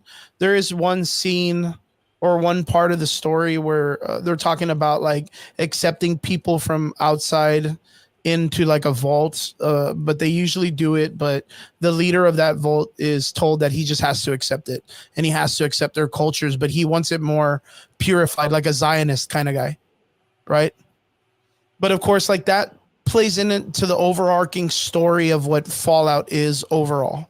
So like it kind of correlates to like the main thing that the brother is trying to figure out. So it's not like it's just something unclassy. Like it's just thrown in there to be a cunt. Like it's thrown in there with purpose, and it makes a lot of sense. Okay. So like, I don't want to cut you off, but no. Put it this way, man. They've tried redoing like video games into movies, into series. Hands down, this has to be one of the best ones, in my personal opinion. Okay, because they tried Twisted Metal, it was okay. I think possibly maybe the first episode was probably one of the best ones. After that, it kind of went downhill for me. I didn't really enjoy it that much. Obviously, you got movies like Street Fighter, you got Mortal Kombat, you got stuff like that. But seriously, I think this is possibly hands down more believable character-wise and character development-wise, and story. I think it betrays the game fairly well. You know, well, when you go for it. I'm gonna go against the curve in this because the reason why we're leaving one of them out is because of how good it was, and that was The Last of Us. The Last of Us was a masterpiece, and that's why I think that when we look at it and we see it for what it is, we don't look at it as if it was a video game going to story. We look at it as a story that's been there and it's just really well, directed and taken care of. I think Last of Us is like at least like 30-40% better than Fallout. Like hands down, I think it's really great. So I gave Fallout maybe a 7, possible strong 8. Yeah. Last of Us, I'm not gonna lie, I didn't get to see the last fucking episode. I was actually watching it like 3 days ago. So I think we talked about it last week, where once the gay couple came in, I kind of lost interest in it. So basically, the next episode, I just skipped past that, and I just continued from there on. Did you ever play the game? Either one? The first one or the second one, or both? Whichever. Either. Yeah. Oh yeah, I played the first one more than I did the second. Okay. Yeah. Well, if you played the game, it ends exactly how you think it ends. Yeah, it is what it is, and I think for what it is, for what it's worth, like I think that approach when making it into a live action is very important. I think the reason why Fallout works very well is because of, like I said, the charm of the series itself and the theme and the genre, the way it looks. It's like an Atomic Family storyline with some technology that's a little bit more futuristic. It's very, very sci-fi, very like corny sitcom sci-fi with a lot of like seriousness and brutality and a little bit of perversion. The things that make the world go round in entertainment right now. It's all kind of like there. But I still think, in my opinion, that Last of Us is like a perfect rendition of its video game counterpart. I mean, and that's because in some parts they did take some liberties, but those liberties were done in such a fashion that it did add to the series more. So like Fallout, I kind of feel like what they're doing with is they're taking from several different versions of the story in the games, and they're trying to collaborate it into one. The futuristic part with the company and all this stuff, I feel like that's the tomorrow people that are in Fallout 4 that can like teleport and do all this shit. The guys in the black suits and all this stuff. I kind of feel like that's kind of like what they're going to be going into. And yeah, I feel like Fallout's going in a pretty cool direction. There's one scene, I think it's like in episode 6 or 7, the second to the last episode, where there's a good amount of nudity, and I feel like that's never an important factor to have. But I mean, it is what it is. They put it in just to kind of like add, I guess, like the intensity or something. Like, I don't know, maybe like the idea of like how crazy people can get. And I get it, but it's not like they're not going to show like cock and balls or anything like that. It's more like Skinamax style skin, right? So I don't know, Brian. I don't know that like I don't want to freak you out or make you be like, oh no, I'm not gonna watch this. It's dumb. But listen, I love tits and ass, bro. Why would I not watch it? I'm concerned. My concern is why you don't like it. I'm just like, what the fuck? So for me, it's one of those things. Like I've never, like when it comes to like films and studies, like I've never thought it was a necessity, like to have actors and actresses do that. But Name me one situation in life where tits doesn't make things better. The Shining. Okay, all right. I was like, yeah, The Shining, like you yeah. Didn't like the naked chick in The Shining? Well, she ends up turning into like this grotesque zombie that's all falling apart and disgusting and stuff. Not what I asked you. Even the chick in fucking what was it? Ready Player One? No, what was it? The 7 Ghosts, 12 Ghosts. What movie was that? Oh yeah, 13 Ghosts. 13 Ghosts. Yeah. It helps. It helps. I mean, it helps. It helps sell the scene. It helps. I'm just saying. For me, it's one of those things like when they add those to film, I never feel like there's a necessity for it. That's just it. Like I never feel like there's Not a necessity, but it's there's fine. a want. Yeah. I want to see that shit. You're like, I just want it to happen. Yeah. Just yo, no, listen, for me, if every movie I watched, there were just some random tits in there, bro, I'd be happy. I'd be fine. I don't have an issue with that. It's like it's all right. Like just get a titty. Just some random, like just a tit pops out on screen. You're watching Moana, you're watching fucking Ice Age, and just a fucking boop. Just a titty pops out. And it's not even like on a person, it's just up in the sky. Yeah. Like, it's just like boop. It's a cloud. It's a cloud. And be like, it's a what's that shit? Intermission. It's an intermission titty. Like that's what they need to have in film. Intermission titties, dude. Like when you're watching Dune. What was that like movie? A 2.5 hour movie. No. Role Models, where he's talking about the hills and stuff. Like, yes. Oh yeah, I remember that. Where he's talking to the kid. They look like boobs. Yeah, exactly. Boobs. Listen, man. I don't. That's Brian right now. Yeah, listen. I'm not as horny as let's say a Rob or something like that. Yeah, mommy and all this stuff. But I mean, like, as long as listen, I'm never gonna turn down a scene with some tits, and that's just me. I'm sorry. You're like, if they're giving it, I'll take it. I'll take it. Listen, I have a question, guys. I don't know if this was something that we were gonna talk about, but we're going on a little bit long, and I think it's. Yo, are you guys watching X-Men 97? Oh, dude. I was just about to segue into that right now. See, this is what happens when you miss pre-production meetings and all that shit. Yeah, it's good. I've been reading the comments. I saw Robert talking about it. I have been dying. I'm gonna be honest with you. I love seeing your two beautiful faces, but this is why I'm here. Because this is something that needs to be talked about. Let's go. Throw it out there. Can of worms. A lot of people listen. I've been asking random people that I would think would be watching this show, and they're not giving it a shot. They're all like, "Oh, it's for kids. It's da da da." And I'm like, "Bro, you are so wrong. You couldn't be more wrong about this show." The one thing that, and really quick, the one thing that captivates me, because I'm going to forget this, the one thing that captivates me more than anything about this show is the fucking writing. This is what happens when you get good writing and people that just want to do the right thing for a show. This is what this looks like. Everything else that's out there is obsolete. I've seen some of the best animation in this show of all shows. Better than some of the best animation that I've seen in a very long time. Except for Rogue's Booty. Except for Rogue's Booty, they had to kind of, had to fix that. But are you asking the people? Are you asking the right people though? Because remember, a lot of us grew up with the original X-Men, so we grew up with that, and we can kind of somewhat relate to the storyline of what's going on right now. Now, people who are completely fresh and brand new to X-Men, the animation. Yeah, they may not be up to date, or maybe they didn't see the originals, and they don't have the love and the excitement that we got when we first heard about it. So maybe you're just asking the wrong people, because people who are big fans, we fucking love it. I think you're right. I think I am asking the wrong people, but I thought I was asking the right people. I've been asking people that have the same similar interests that I have and things of that nature. I'm gonna be totally honest with you. Before this show started, I really didn't have high expectations. I wasn't looking forward to it. That's what I was gonna say. Like I didn't have any fucking. So this is a pleasant surprise. There's been a few filler episodes, but even then, the writing and the dialogue had been fucking on point. It didn't matter.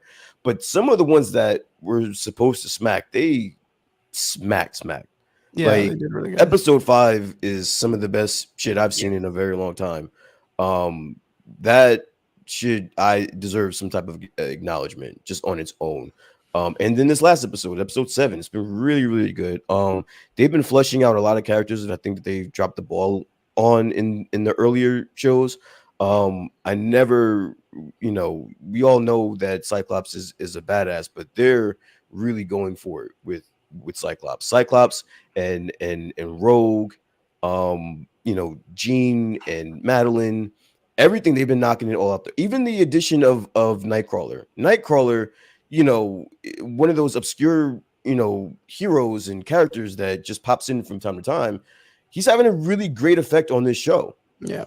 I think some of the best, he's always dropping knowledge and, making a situation positive and trying to keep the team together. And dude, this is they have been knocking this show out the park, which you know, it has me curious as to why they got rid of the director. If this is what they had, right? If this is the show that they had, I'm looking on Rotten Tomatoes right now. It's at a 94% audience rating and a 98% critics rating right now, 7 episodes in.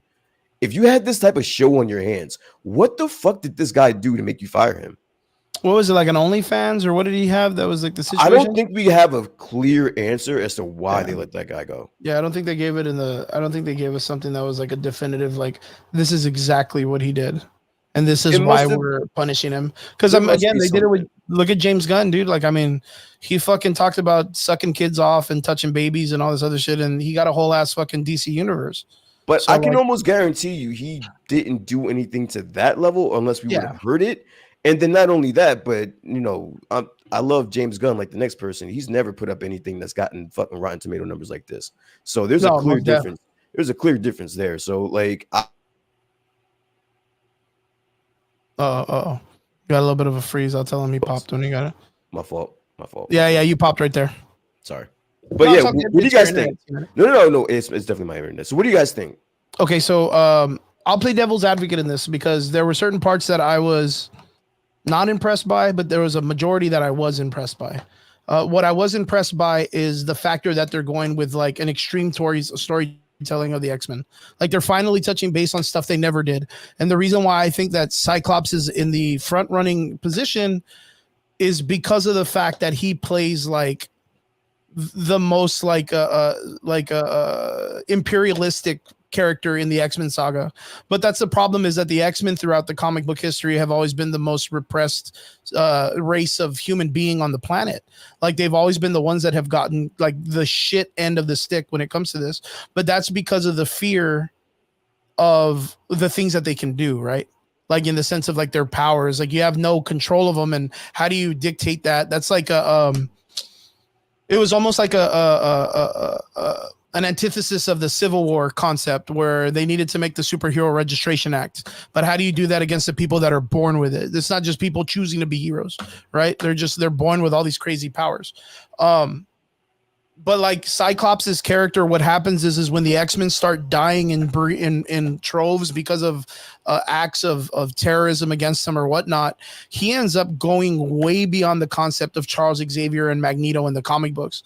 In fact, there is a comic book during I forgot when it was. I want to say it was during the Phoenix Saga situation when he kills Charles Xavier because he disagrees with him. And it's one of those things like you see it in the cartoon too, where Cyclops is, looking at Charles Xavier like a father figure.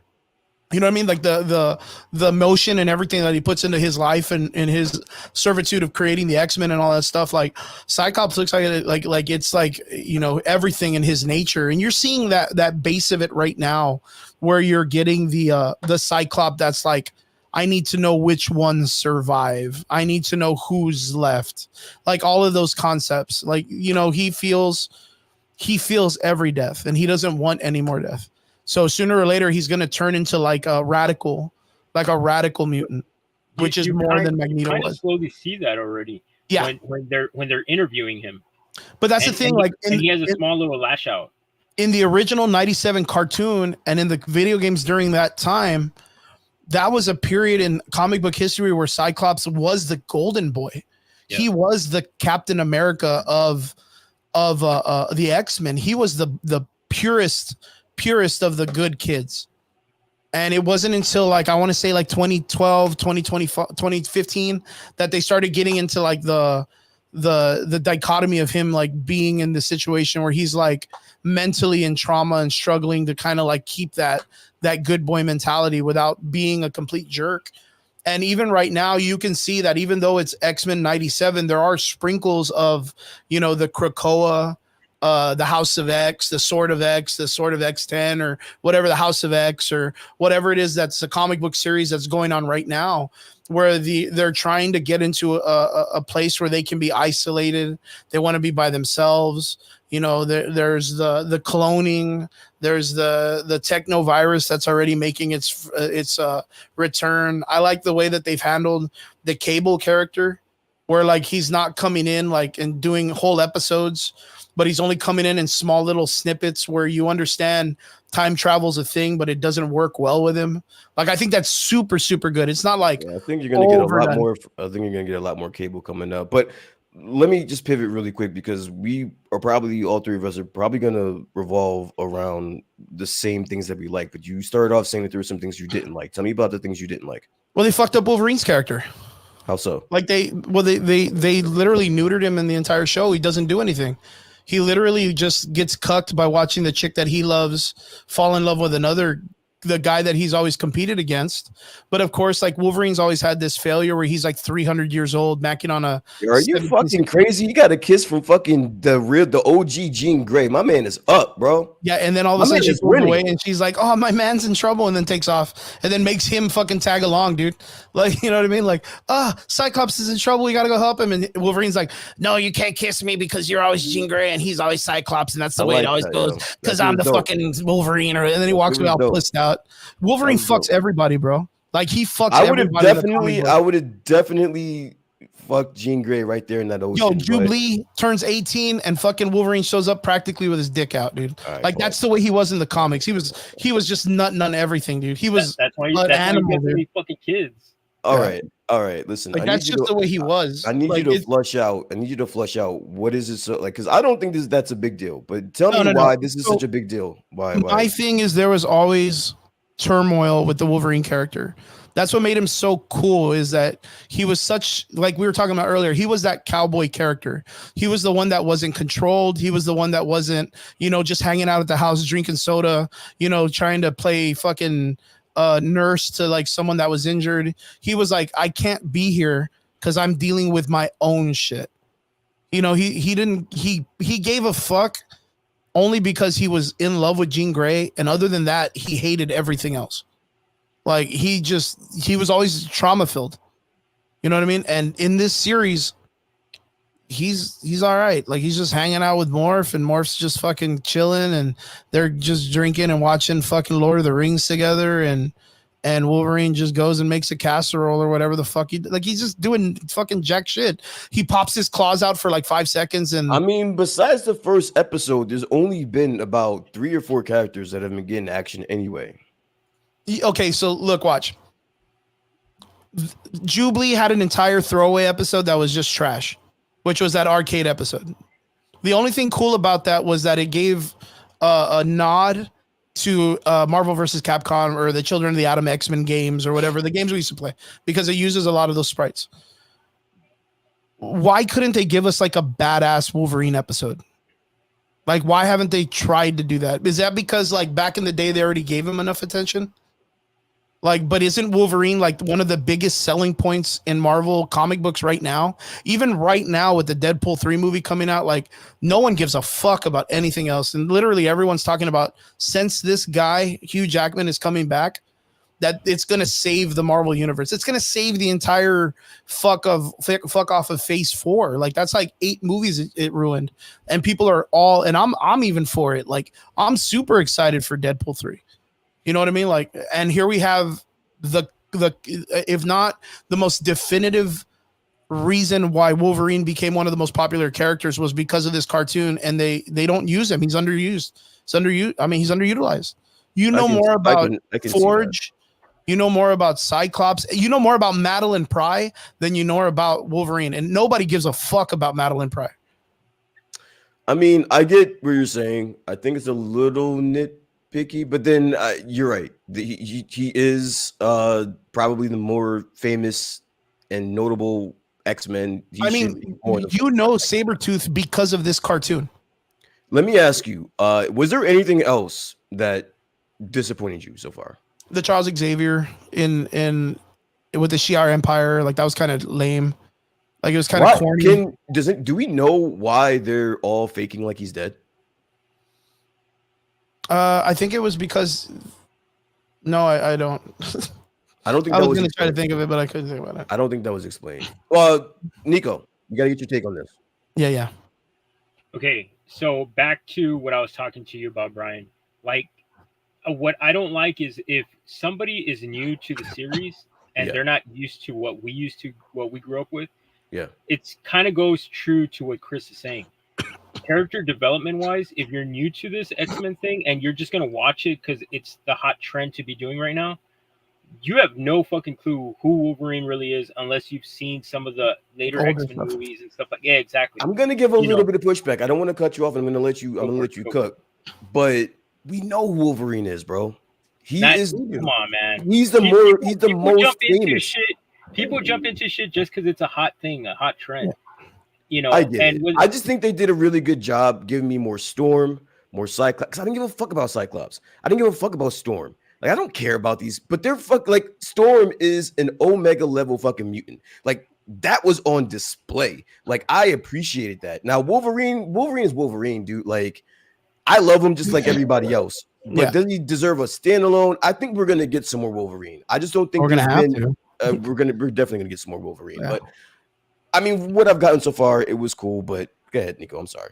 Okay, no, you're good. Okay, so even in the reference of the trailer for Deadpool and Wolverine, they even say it. You were the X-Men. You are the original X-Men. Like you basically, he's the reason people know who the X-Men are. Like, don't get me wrong, you got other teams like Fantastic Four and stuff like that.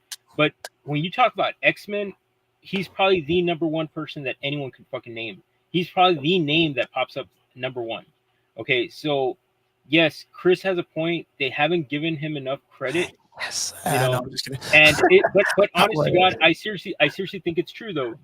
Something's gonna have to shit's gonna have to hit the fan for this fucker to unleash. You know, and it's when it does, I hope it's gonna slap. Yeah, I hope so, dude.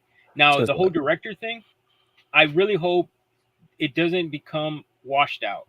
Like I really want it to go in the direction that it's going because so far it's been fucking good. I loved it, you know. And considering the fact that the director is gone now, you're kind of wondering like, well, shit, it's up in the air now. What the fuck's gonna happen? Like is the team still gonna roll with kind of the same storyline that the guy had, the same vision, the same idea that he originally planned, or are they just gonna scrap it and just bring somebody else new and just do their own thing? You know, which I don't know. I really don't want that to happen because it's going in a good direction.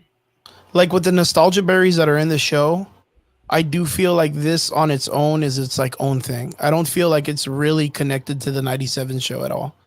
Like if it wasn't for like the original intro, some of the voice actors, like this doesn't correlate very well with the original 97 aspect. You don't think so? I disagree. I don't think so. I disagree with you on that. I think I don't think so. I think it not only does it directly correlate, but I think the entire series, the old 97 and this one, it's all was ran by Bastion this entire time. Like that's the feeling that I get. They're making it seem like right now. Okay, so Chris, real quick. So take this into consideration. Every fucking X-Men movie that's ever been created, an actual live film creation. Yeah. Scrap that out the door. Okay. And you're saying that without the original cartoon, you don't see this correlating to it. Are you talking about the connectivity from like, are you talking about the continuity from that to this? I think continuity wise, what are you talking about? Yeah, I think continuity wise, this story is like its own standalone thing. I kind of feel like the guy that's running it is like, he's taking a lot of freedoms to throw a lot of just Easter eggs from the old show in there to make us comfortable, but he's taking it like in a whole new direction, which is fine. There's nothing wrong with that. I'm not saying that it's bad, but this is not written in the same Saturday morning cartoon structure. You're right. It's written better. You're right. It's written better. I mean, better. Don't sit here and tell me that the writing on the old X-Men show is better than this. It's not. It's not. Why would you? I mean, the reason why this show's even around is because that show is one of the greatest shows ever. All right, and I'm saying that the writing has not. The writing they're not comparable as far as I'm concerned. Yeah, this is way better. From what I saw back in the Saturday night cartoons or whatever the hell, that shit. Yeah, that shit was just fucking like one Saturday they're in fucking Germany or they're in Russia fighting Omega Red, and then all of a sudden the next week they're fighting against Sinister. Then the next week they got the Juggernaut. Then they got Spider-Man the next week. Yeah, like that's the Easter egg shit. That's the one you're talking about. This, and this one, it seems like everything's kind of somewhat mashing together. Yes, there's different storylines inside the story. with Cable coming in, Storm, but everything to me seems a little bit more together and one full story. Well, they're trying to consolidate all the stories, which is like the mega mold. They're trying to consolidate the technovirus. They're trying to consolidate Bobby Acosta, his story of Sunspot before he makes X Factor, X Force. And like these people that you're talking about were what the entire old school show was about. It was wrapped around these characters. Is wrapped around the Sentinels, the Sentinel Project. That's what it and that's what it's all wrapped around. And they're just continuing. They're just continuing it. Yeah, they're expanding it. They're expanding it in the sense of like they're creating continuity by making Sinister a little bit. It's very much like I'm telling you. It's more correlating to the comics of like the House of X, the House of Sinister story that just passed. They haven't even touched based on like Apocalypse and how he goes into like another world with a bunch of other characters, and he's like a whole new king of a whole bunch of brand new warriors. The whole concept of them like reforging Mars like into another place, them isolating Krakoa, the desert, the afterworld, the White Room. There's a bunch of stuff that I feel they're going to start forcing in because they know that those assets are in the comic books and they're going to try to throw it into this all at once. That's my biggest thing. I do like where they're kind of like Oliver Trask, and they're trying to make it to where like the Sentinel program made him the Sentinel Prime, which they never established in the first series, but they did in the comic books a lot more. But how it correlates to the technovirus, how Nathan was sent back instead of Hope. Like there's a lot of things that they're like intertwining to like Days of Future Past concepts that they're intertwining. This is like that is great freaking writing. I'm telling you, like I can't. Well, I mean, I need to let him finish because that's gonna be rude if I don't let him finish. Every time I get like a good point, bro. Yeah, you were just about to drop a good point. You said that's why, and then you were gonna say like that's why it's going as good as it is. Writing. That's why it's going as good as it's going because of great writing. But let me put this out there just to, like I said, just to throw fucking shit into the wind. I don't want the wind to fuck us, but the concept of we see the template that they use in the MCU. Now we're this far into it. They're struggling on having continuity with the storylines because they've taken so much of that free effort to do whatever the fuck they want that now they're in a position that they have to make it all make sense in the end. Like you're doing all this stuff with the X-Men and a lot of these things are stretched out throughout the comic books longer. And recently with the House of X and all that stuff, I think they've diluted the fuck out of the X-Men. And the reason why was because of Moira Taggart, her power, which is like every time she dies, a new timeline starts. And we're on the timeline of 10, which is supposed to be like the Nimrod program not coming into effect and them wiping out the X-Men and all that stuff and mutant kind. Like that's what it's kind of always been, is the survival of the mutants. And there's always like this time travel thing. But my biggest concern was in the new comic books, they do this thing where like the X-Men figure out a way to immortality, right? Which is they have these 5 characters, I forgot their names, but they're able to download the consciousness of all the people, and then they can clone the X-Men and bring them back and re-put their consciousness in, and where they died, they remember just from that moment. But like in that, from them cloning a bunch of like Wolverines, because every time he dies, they just bring him back. Like now you have like a bunch of people who have cloned adamantium bodies of Wolverine that they're being used as like murdering robots throughout the entire like Marvel landscape. Now they've diluted the character of Wolverine with that, and not only that, like the psychological concept of, or the philosophical concept of, if you go through a teleporting machine and your body is destroyed, and then at the end of the teleporting machine you come back, is that you, or is that a whole new person with a whole new conscious that has no real memories because your body's new? Do you get that concept? That makes sense? I get it. I'm just...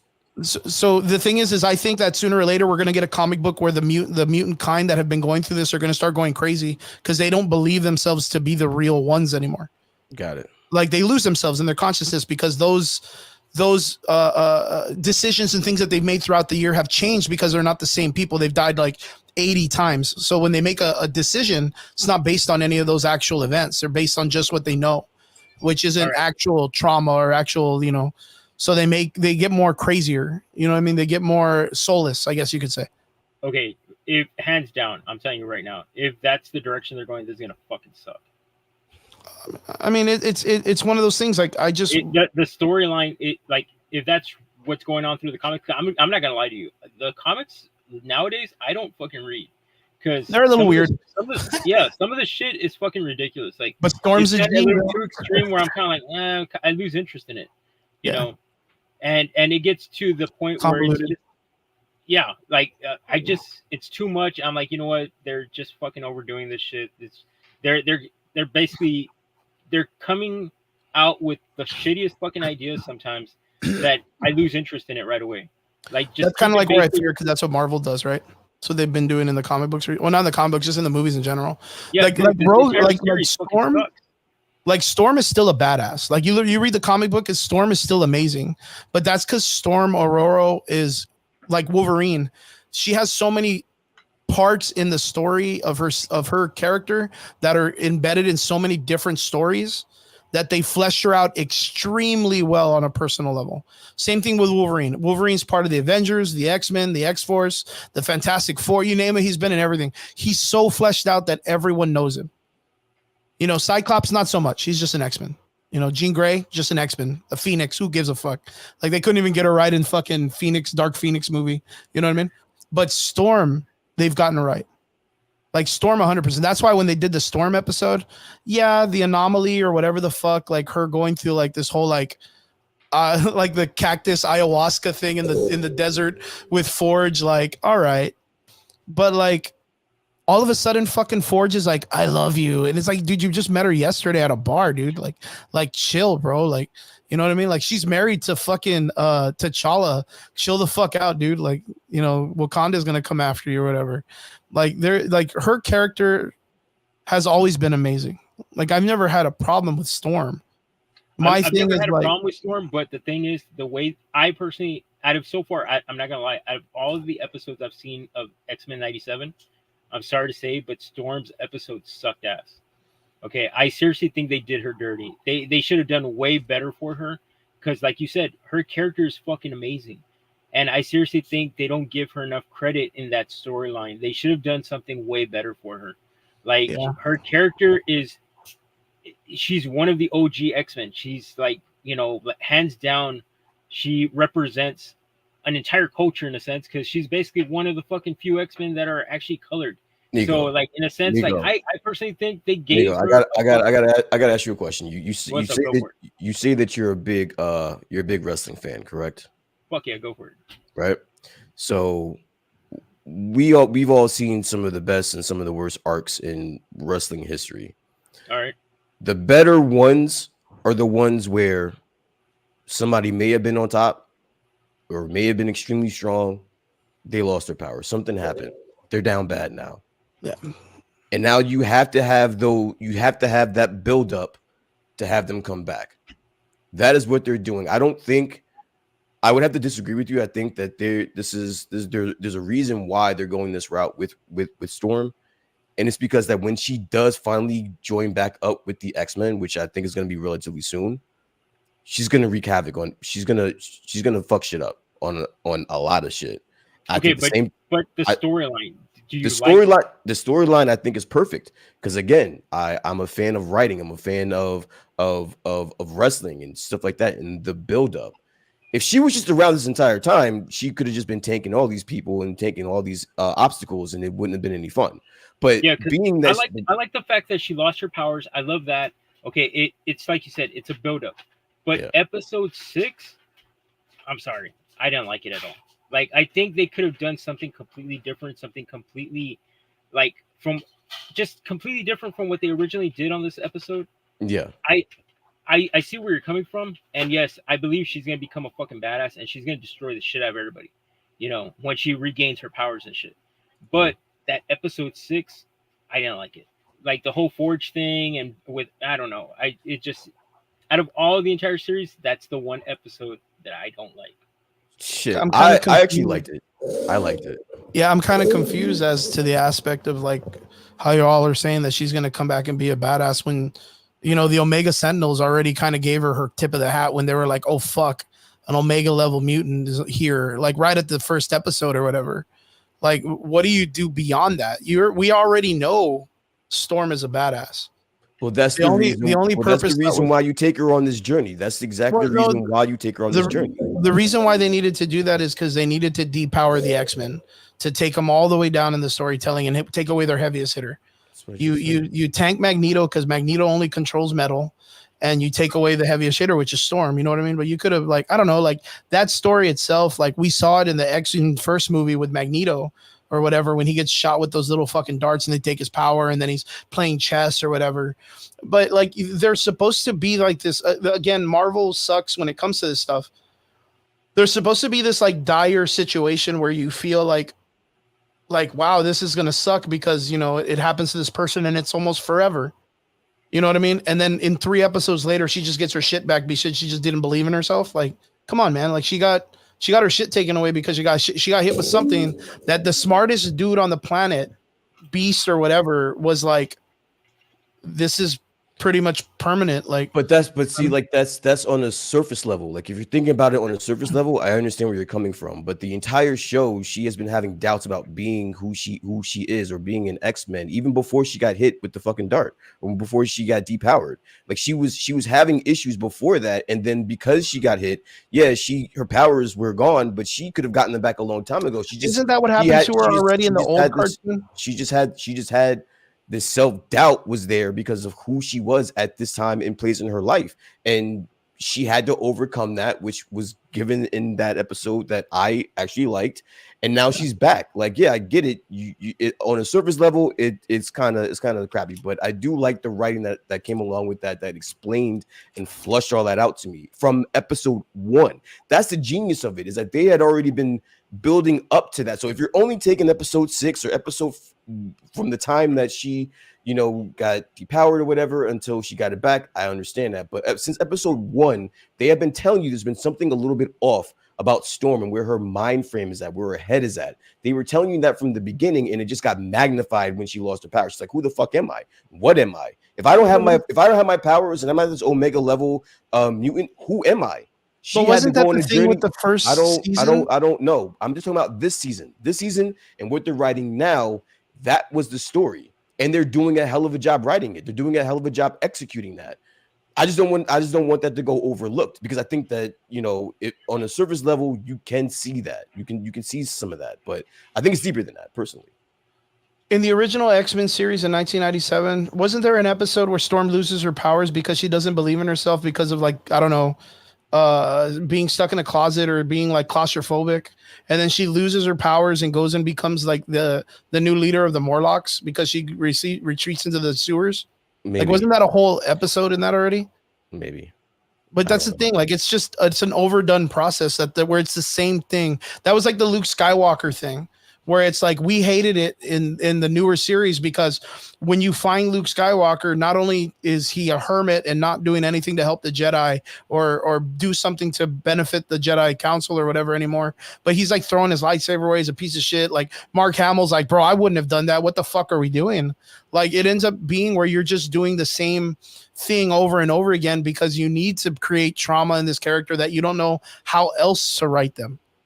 You know what I mean? Like, I think they wrote this great. Yeah, this season's not bad. Like, I love Storm. I think, yeah, in any other instance, you may be right with the writing if it was off and they were just running out of shit to do. But if they did it before, they did it better this time, and I won't forget it. Like, if I forgot it from the first time they did it, then it's because it sucked. The writing is better on this one. I've stood on that pillar by saying that the voice actress for Storm is probably one of the greatest voice actors in my opinion, and she should out there be doing like fucking night readings and audio books and all this stuff, because she delivers lines like no one's fucking business.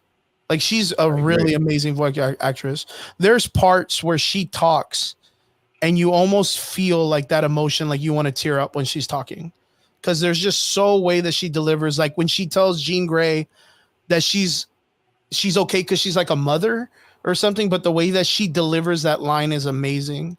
Or when she's talking to Forge about how she's like inadequate to acquire her powers because she's insufficient on her own beliefs or whatever. Like the way that she delivers her lines, like you feel the emotional connection to this character. Like I am so happy they brought back the original voice actress. She sounds amazing, even in the old series. So like I'm not disagreeing that the episode or the way they're handling the character isn't good. The thing that I'm saying is that Storm is always fucking good. In the comic books right now, literally she was hit up by Thor, and Thor looks at her as the actual goddess Tempest, like the actual god of storms, where he's the god of thunder. She's the god of actual weather and storming, like lightning and shit. Like he looks at her as another Thor, like just straight up respect. And she could still carry the hammer because of that factor. So like there's a whole new thing where Thor's going out fighting like this old god, and he called on her and Beta Ray Bill and all these Thors to create a new Thor core. It was so cool to see her do that. And in that part, Storm, I can't even talk because it's so crazy. Storm tells Thor like, "Hey, well, you know what? Like I came to help you. You owe me one." Mm-hmm. And then she called in the favor during one of the X-Men things, and Thor fucking popped right in during like a big ass assault on the X-Men. And you're like, oh fuck, like Thor's here. What the fuck? You know what I mean? Like an Avenger, like one of the greatest Avengers just popped in because Storm needed to call something in. All right, let me ask you. Give me ratings. How do you feel about the show so far? I feel like it's like an 8, like a mid 8. It's maybe like low 8, I would say, for me. I think I'm a little bit kind of like taken on some of the stuff, but not too bad. Nico? High 8. High 8. Oh, high 8. Good shit. What about you? I like where they're at right now. I like where their head's at. I think there's so many. I've been just deep diving into all the theories and shit like that they're talking about out there. There's so many avenues they can go.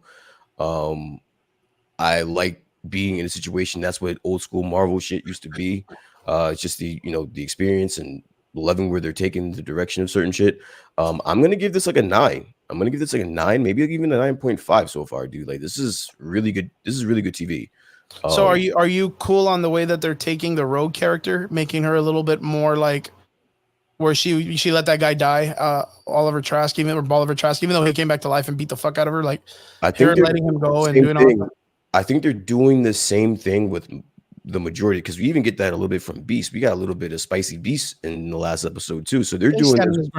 They're doing this with a lot of characters. And one of the avenues, spoilers in case this does happen, but like with the pop up of Captain America, dude, I don't see it far fetched that in the next season we get like a X-Men Avengers clash at some point, dude. So there's a lot of things that can, especially with their interaction with Rogue and Cap's interaction, like that was kind of spicy, a little tension there. So yeah. Again, there's just so many avenues that they can go. This has to be a high 9 for me, dude. One question for both of you guys: what would it be if you saw that you think it would be a bad move for this story to go in the direction? I'll tell you right now, mine is if they end up bringing Gambit back, then I know that they're going into the sense of like the Krakoa storyline. But if you guys saw that thing. Yeah, I would say like if they're gonna do that, it's too much. We're too much time travel. Everyone's coming back. Whoever was dead is coming back. We're dealing with time travel now. Yeah, just the fact that Cable was in there. Yeah, if they didn't want to do that, they shouldn't have shown Cable. Yeah, we're getting Gambit back. Like we're dealing with time travel. One of the biggest characters in the X-Men universe at this point is dead. We're gonna have to bring him back. He can't just be dead in the X-Men 97. That's gonna happen. Well, I mean, if they bring him back, it's possible they're gonna do it as the 4 Horsemen of the Apocalypse kind of thing when they had him a part of that, which is like the evil version of him. I saw the theories of that. I saw the theories of that as well. So, but if they end up bringing him back and it's like cool nature or whatever, it's the Quiet Council and all that stuff. That was like the whole thing with Moira Taggart and all those people meeting in that room in Genosha. That was very, very much the fucking Quiet Council from the Krakoa House of X series or Sword of 10 or whatever. So go for it. Okay, so the fact that Cable shows up and he makes his quick appearance and he's like, I'm too late again, and he just goes back. Yeah. We all can somewhat agree they're going to bring Gambit. Does the storyline mean that they're going to bring Magneto back as well? Yeah, of course. Magneto can't go away. Yeah, but it's yeah, like Magneto's not dead though. He's not dead. Yeah. We saw in the last episode that he's still alive. I didn't get to see the last episode. Oh, I just spoiled it. Fuck. I thought you saw the last episode. No, I told I told you, Chris. Right? I told you it was, last one I think was 6. Whoops. Yeah. He's on like episode 6. It's okay. Spoiler alert. He's back. Because I don't even remember that. I was already kind of checked out, but yeah, nah, he's not dead. I don't know how. They don't explain how he's still alive, but he's still alive. Okay. Yeah, I think there's some fuckery going on. Some things that are gonna happen with Magneto. Some fuckery. Yeah, but it's one of those things like sorry about that, Nico. I feel like an asshole now. I did not know you didn't see the last episode. No, you're good. Either way, I still gotta catch up with it. Yeah. It's okay, Nico, because if you haven't read the comic books, there's Thanos's grandfather comes out of nowhere and blows fucking Magneto's heart out of his chest. He literally has a hole in his chest, and apparently he uses the power of magnetism to keep his heartbeat going. And he uses like those, I'm telling you, just complete bullshit. Like, and uses his powers to go and fight that dude again, even though that guy beat the fuck out of him in like 20 seconds. Like. So like, yeah, that's the problem with the X-Men is none of them are ever dead. It's just you end up getting them back and there's just something missing. It's like Supernatural, the TV show, when Sam comes back with no soul. I don't know if you remember that episode. It's just like that. That's the X-Men. That's the entire X-Men cast. Just all of them come back just soulless, dude. So. Okay, well, so like, who would you want to see in X-Men 97? Onslaught. Oh, we're getting him. Yeah, I would like to see Onslaught. I'm not really like I never get really hyped for the Sentinel stuff because like right now there's like 3 Sentinels that protect the island of Krakoa, and it's like, you know, it's just the same bullshit over and over again. But Onslaught, that motherfucker tanks everyone dies in that storyline, and the only reason why they all come back to life is because Franklin Richards saves all of them and puts them in like a globe, saves all their souls and puts them in like a little thing that he carries around for a bunch of comic books. And then later on, he's just like, and just like literally brings everyone. I'm not talking everyone in the X-Men.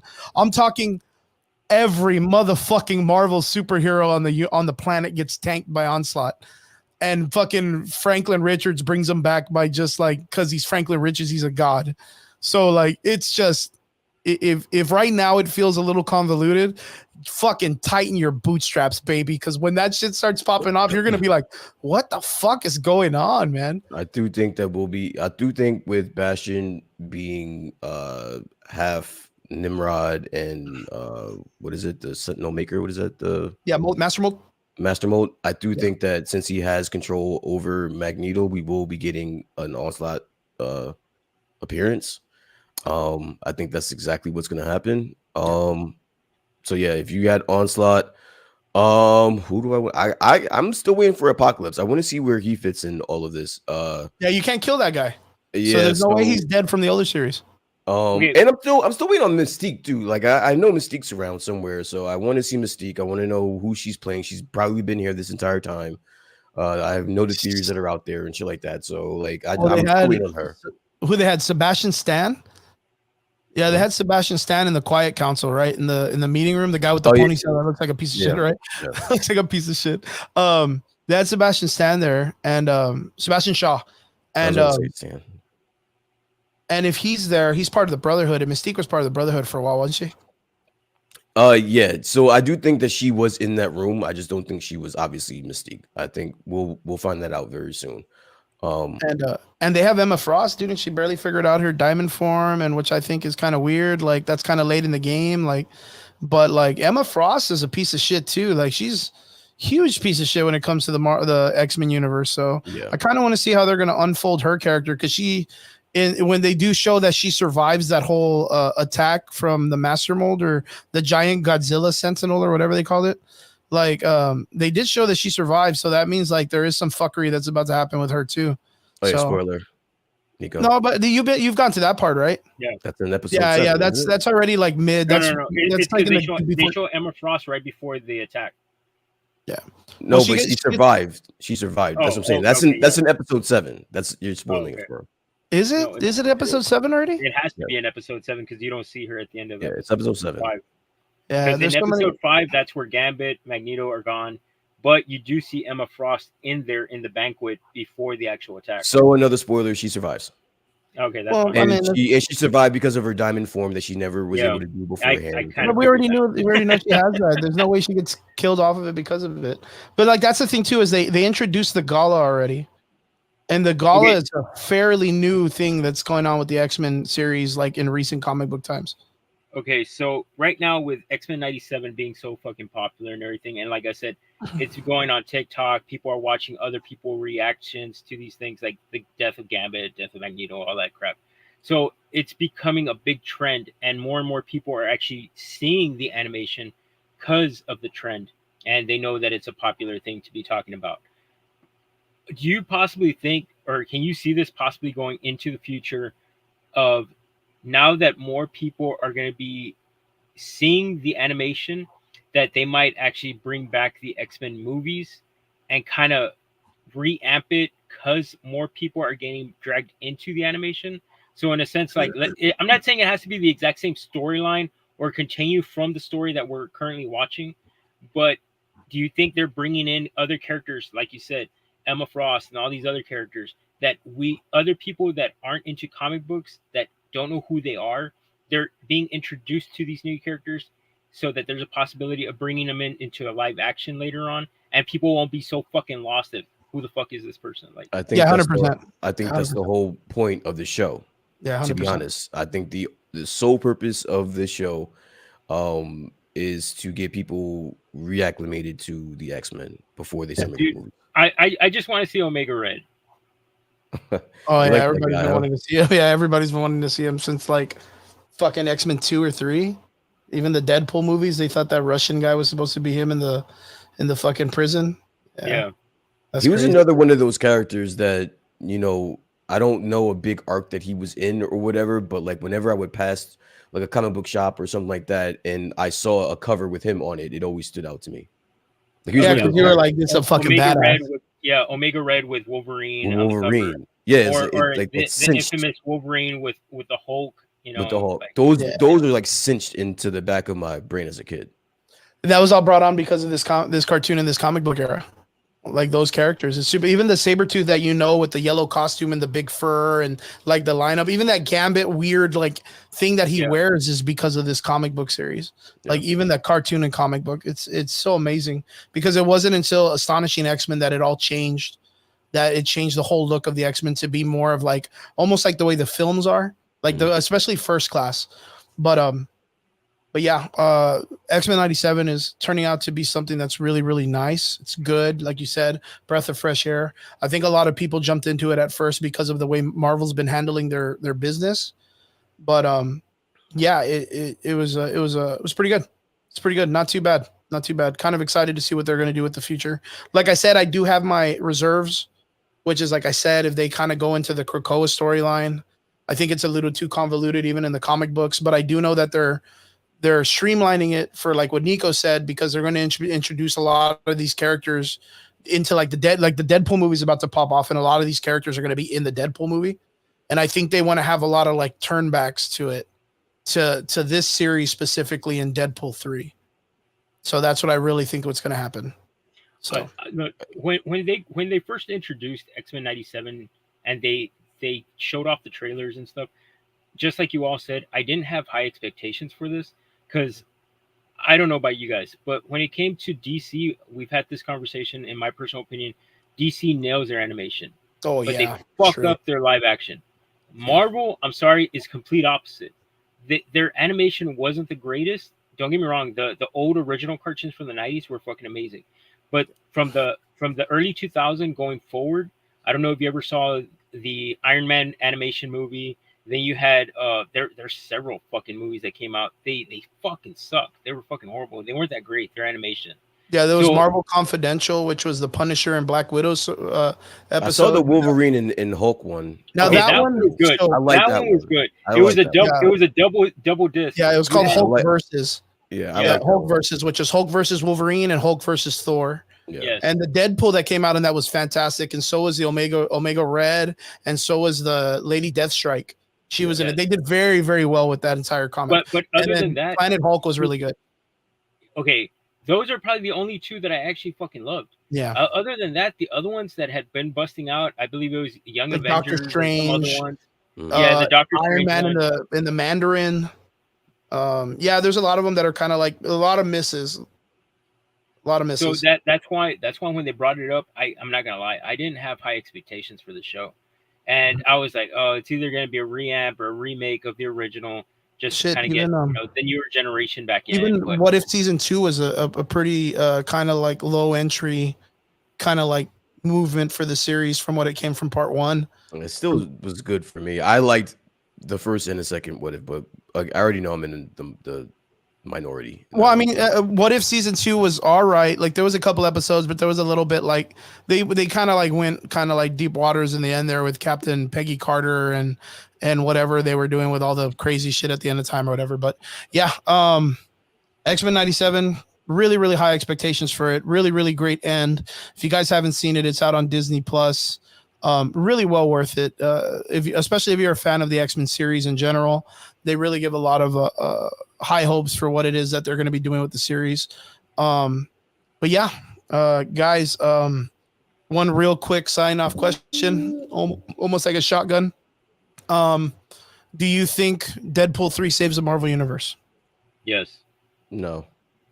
Oh, fuck, that's awesome. Can I get like some PowerPoints real quick on both of your guys? I like how he's like, go, Brian. I think it's gonna. Sniffles. Let me just clarify. I think it's going to make $1 billion easily. Oh, true. Yeah, 100%. I think myself, I'm probably going to see it more than once in the movie theater. 100%. I know that. But when you say save the Marvel Universe, I think over the course of the last 5 years, a lot of damage has been done, dude. It's going to take more than this to save it. But it's a good starting point. Yeah. Nico, what about you, man? All right. It all depends on the story. Really, it depends on what's going to happen in the movie, because then they can feed off of that storyline. But that's the thing, Nico. I don't want to cut you off. Like from what we're hearing, it's from the end of this movie, it's supposed to jump right into Secret Wars. So nothing else has to correlate to this story, which sucks. Well, but in the sense of who's going to actually get released and if there's going to be spoilers, Easter eggs, different characters that we haven't been introduced yet, there's a possibility that it could be saved. And I'm just thinking, I'm giving them the benefit of the doubt. Obviously, yes, the last couple of years, fucking horrible. It's just trash. They've been producing nothing but fucking just, they know we're suckers for it, and they're just going to keep fucking milking us for whatever we got. But in reality, they haven't put too much effort into their fucking movies. They just fucking produce a movie and people will fucking watch it. But we haven't had a big banger since Endgame and Infinity War and all that other stuff. Civil War, those were fucking amazing movies, but ever since then, we haven't had a good movie to look forward to except till now, and depending on who gets released, what characters might possibly get released, what characters you might see in the background of the movie, that's really what I'm kind of like relaying on. I'm really hoping something comes out of this fucking movie where they can feed off of and continue to push. We've seen this, right? So this isn't new that Marvel or Disney has been in a slump, because I felt the same way that you're talking. It's the same way that I was talking about Spider-Man and No Way Home. I thought that movie was going to save the Marvel universe. It made $1 billion. It made a shit ton of money, but it didn't save the Marvel universe. It didn't save Marvel. And that's because it wasn't in the position that it is right now. Like how deep it is in the hole when it comes to the drama that they've. And this is shows and movies deeper than where they were before. Yeah. So I think I'm excited for this movie just like everybody else, but I think we should pump our brakes when we're talking about the damage that has already been done, because we've seen them make $1 billion with the movie and technically it's technically, that's not even a Disney movie, but it's still part of the Marvel universe, and that still didn't do shit for Sony, and it damn sure didn't do anything for Disney in their Marvel division. So at this particular point, what in your opinion has to happen to fucking save this shit? I live my life where you have to show me. I'm at an age in my life where I've always heard people talk. I've heard enough talking in my life. I'm starting to want to see results. I want to see you just do it. I don't care what you have to say or where you're planning on going, but you're gonna have to show me that you guys are taking this seriously. That's about as easily as I can put it. You're gonna have to show me one movie after one movie after one show after one show that you guys are taking it serious and that it's some shit that people want to see. Now I know you're not gonna please everybody. You're not gonna, but some of this shit just across the board stinks. Like there's no debate about it. But you're saying that the ending of this basically leads us to Secret Wars. Yeah. So in that sense, what has to happen in order to save it though? Like we're already I don't think that answer can be done with one movie. I don't think that. That's what I mean. I don't think that one movie is that kind of correlates to what he's asking. You know, it doesn't relate to one movie, but yet that's kind of goes back to what I'm saying. If there's other characters, no, he's asking point blank, is this movie gonna save Marvel? That was his question, and that's why I said no. And that's why I said no. That was his question, and my answer was no because yes, again, it's gonna make all of the fucking money. I hope it makes $2 billion. To be honest with you, I hope they make $2 billion fucking dollars. But will this save? Will this save fucking Marvel? Absolutely not. They're gonna have to do a lot more than give me some fanfare movie that it's made for us. This movie is made. That's kind of what it feels like. More is it's just like they told Ryan Reynolds, like, "Hey, look, we know that you do good. Just give the people what they want, but don't go too crazy." And it took him himself to spearhead that. I don't have the same faith in everybody else that's going to be directing a movie or writing a movie script or anything like that. So you're going to have to show me in order for me to say, okay, well, Marvel is safe now. Marvel's in good hands now. It doesn't, this is going to be a one-off because we've seen it. We've seen it with No Way Home. We've seen it. For me, it's one of those things that I think it has potential to right a bunch of wrongs better, right? Which is what Ryan Reynolds did at the ending of X-Men or Deadpool 2 when he got the fucking time traveling bracelet, and he went back and fixed all the stupid shit he's ever done in superhero movies. Killed fucking Ryan Reynolds reading Green Lantern. Fucking took out fucking the Wade Wilson character in the Wolverine Origins movie. Like he went back and made it funny. If you were to go back and make it to where like he goes off and fucking kills the Scarlet Witch before he spaghettifies, fucking Reed Richards. If you go and do that as like a montage of him going around fucking the Marvel universe, and then at the very end, whatever he's done has ruined it completely, and there's no way to fix the Marvel universe now, and now it's going to turn into Secret Wars, and that he's the factor, like that would be funny. Because you're like, oh, okay, yeah, because in the comic books, Deadpool is literally doing exactly what he's doing in the movie when it happens, but he's in an incursion. He's on a yacht. He's there with his daughter and all his friends. They're partying, and they look up, and the incursion is like landing right on him. And Deadpool of the 616 dies in that universe. You know what I mean? Like it's just how it goes. But like, I don't know. Like, there's something about it that really like makes it feel like. If you were going to tell me that this is the concept of from X-Men or from Wolverine Origins to Logan being on the life raft into Battle World, like I think that's funny. I think if you were to make it to where like at the end of this movie, you have a Cyclops that is the dude from the other X-Men franchise or whatever, but he's imbued with the Phoenix Force. You have the fucking Jean Grey. You have, all of these little weird rogue characters like, Storm, that's a fucking Thor. You have all of these crazy characters that are all a part of the Secret Wars storyline. You can fit them in there. Like you can just kind of shoehorn them in because of the cartoon and all this shit that people want to see. Like right now, knowing that Ryan Reynolds got Hugh Jackman to come back as Wolverine, the sky's the limit, bro. You can do You can do Tom Cruise as Iron Man.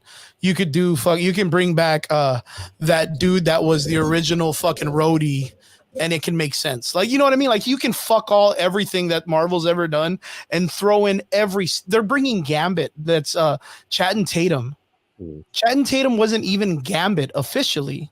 They had an official Gambit. That was that one fucking dude in the Wolverine Origins movie. Fuck, they had what's that dude from the fucking Black Eyed Peas? You had that fucking dude. You can bring him back for no other reason, just to have him there.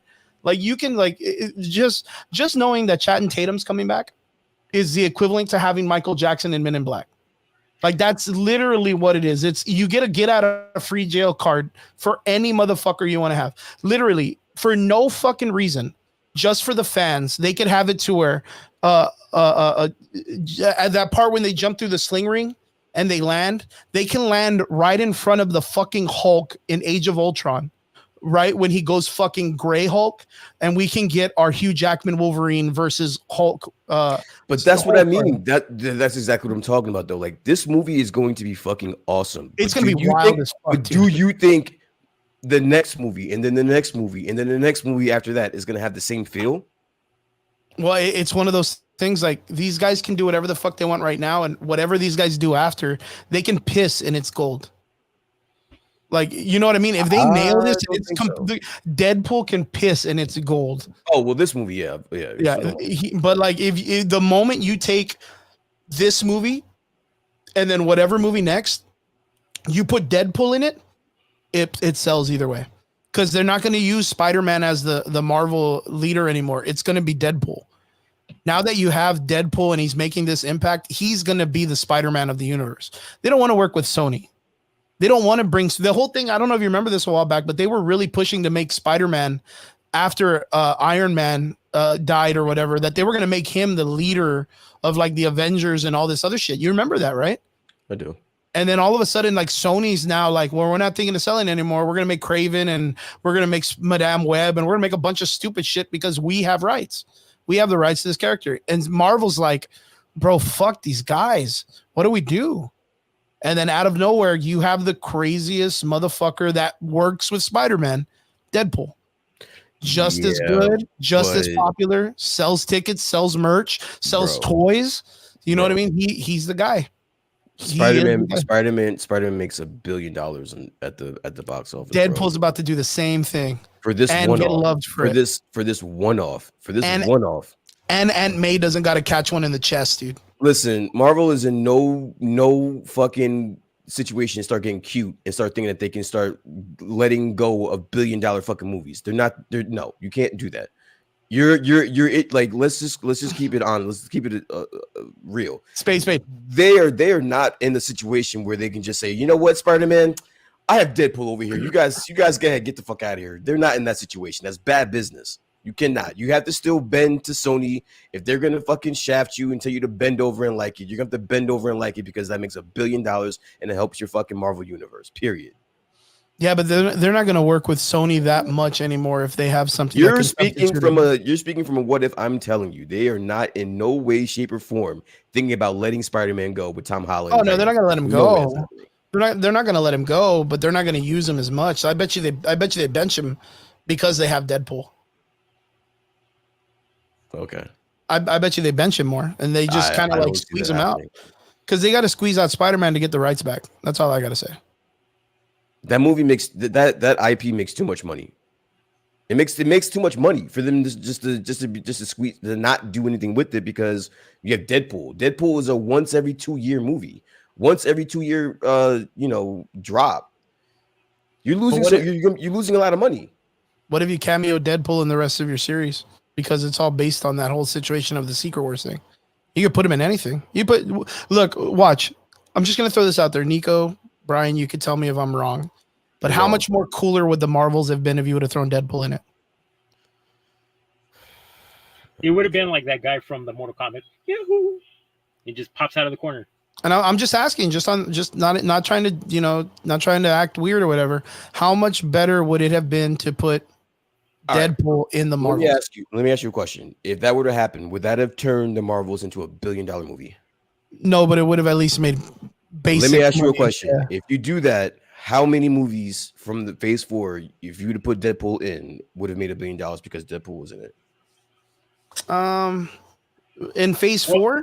Honestly, out of all the storylines, I don't see him actually fitting in either one of them. That's what's poking holes into Chris's whole story. Is like you can't just, even though he is one of those characters, you can't just pick him up and put him in your movie to carry your franchise. But considering the fact that they're introducing this where he can jump in and jump out now, that wasn't introduced prior. So that would have just fucking thrown us through a loop. Like, what the fuck? Like, yeah, it would have been hilarious. We would have been watching this shit on YouTube as clips every fucking time. That one clip alone on YouTube would have made like a fucking. But Chris just asked specifically about the Marvels. So if we're going back and we're predating this and we're saying, well, if you take him from what we're supposedly going through now and putting him in an older movie, the Marvels, would that have made it? Basically, what I'm saying is, if you're gonna go away from Spider-Man, you're losing out on $1 billion movie, right? Potentially. Where are you getting that money from again? Where are you making up that money? Because you're gonna put Deadpool in movies that are in shit movies like the Marvels? You think that's gonna save? You think that's where the difference is gonna come? Let me put this out there. It made $1 billion, but it made $1 billion not just Marvel. It made $1 billion for Sony, then Marvel. Okay, that's what it did. $1 billion is $1 billion. Marvel. You just said earlier that Disney can still claim rights to that though. Well, yeah, but they're not going to be able to pocket that as if they were going to do the entire Deadpool. That's still a feather underneath their cap. We just made $1 billion with this movie, right? We just made, regardless of what the splits are. Right, we were a part of $1 billion movie. Where are you going to be able to get that from anywhere else? Well, which, if you want to break it down, that movie was literally the last movie that made that kind of money. Okay, so then why would you get away from it then? Because Deadpool is projected to make that in-house. Because, dude, they're throwing just the most random fanfare shit in there to get us all pumped to go see it. Like that's what No Way Home was. That's not going to be every movie though. That's what No Way Home was. It wasn't. I mean, it turned into that, but that's not what sold it. That's what's selling this movie. Like, what's selling this movie is that it's going to be the most crazy, insane, weird shit that fucking the most random people from 95, the first X-Men movie, they're gonna be showing up in here. Like, that's gonna get people to see the fucking movie. But moving forward, you're not gonna have that in your back pocket. Well, this is the first introduction to the X-Men being in the Marvel universe before Secret Wars comes out. So there's a huge possibility that after this movie, a handful of those people that are part of the cast that survive this incursion are going to be in Secret Wars. They're going to be signed on for multiple deals. Well, Hugh Jackman, 100%. Okay, but that correlates to what you just asked me, and that was my belief.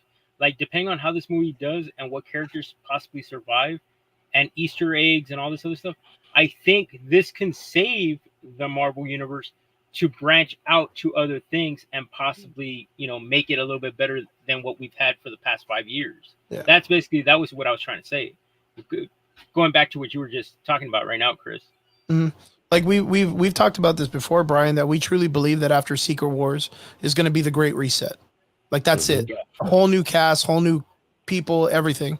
Maybe they keep a couple handfuls. Definitely going to keep Daphne King as a new Wolverine. Having a female Wolverine lead for the next couple of years is right down the alley of the DEI stuff that they've always been incrementing, and it's natural and organic. And we just got confirmation that she's in the film with Wolverine. So and she's of age to be the Wolverine character now. So and Wolverine, of course, Hugh Jackman wants to retire. He's talked about it before, and he did retire. But the only reason why he's back is because of the opportunity to play alongside Chris Evans, Magneto, and all the characters he's been with before, being able to reprise and get an actual definitive end to his character with all the other Marvel characters. You know what I mean? That's another hole. That's another hole in this, dude. Like, if it wasn't for Hugh Jackman, we would not be talking about this movie making at all.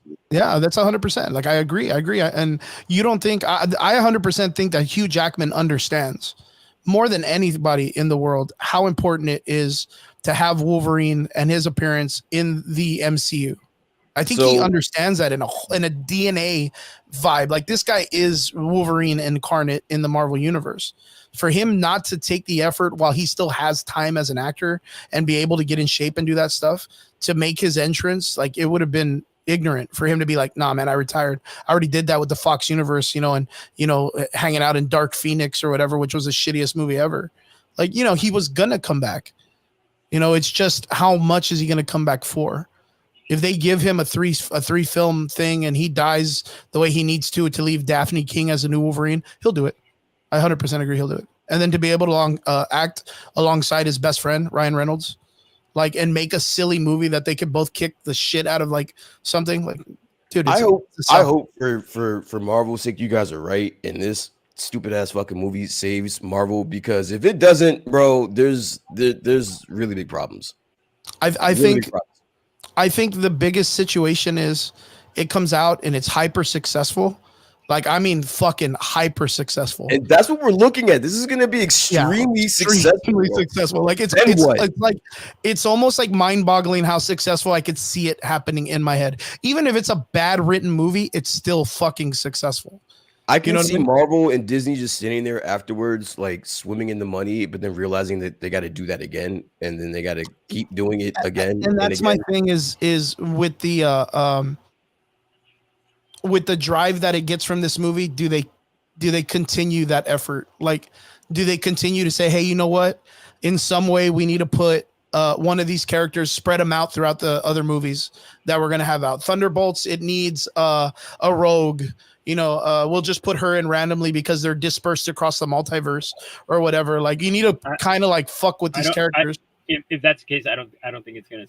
Because that's the thing. The idea is the incursion is the Fox universe and this universe conversing. Dude, like, I don't know how much you guys have been paying attention, but like the reports are that like the Captain America movie is shit. The fucking reworks, a lot of reworks. Blade is a shit show. Fucking. Did you hear the last one? The last report for Blade was like, well, guys, it looks like Blade is finally gonna fight vampires in this movie.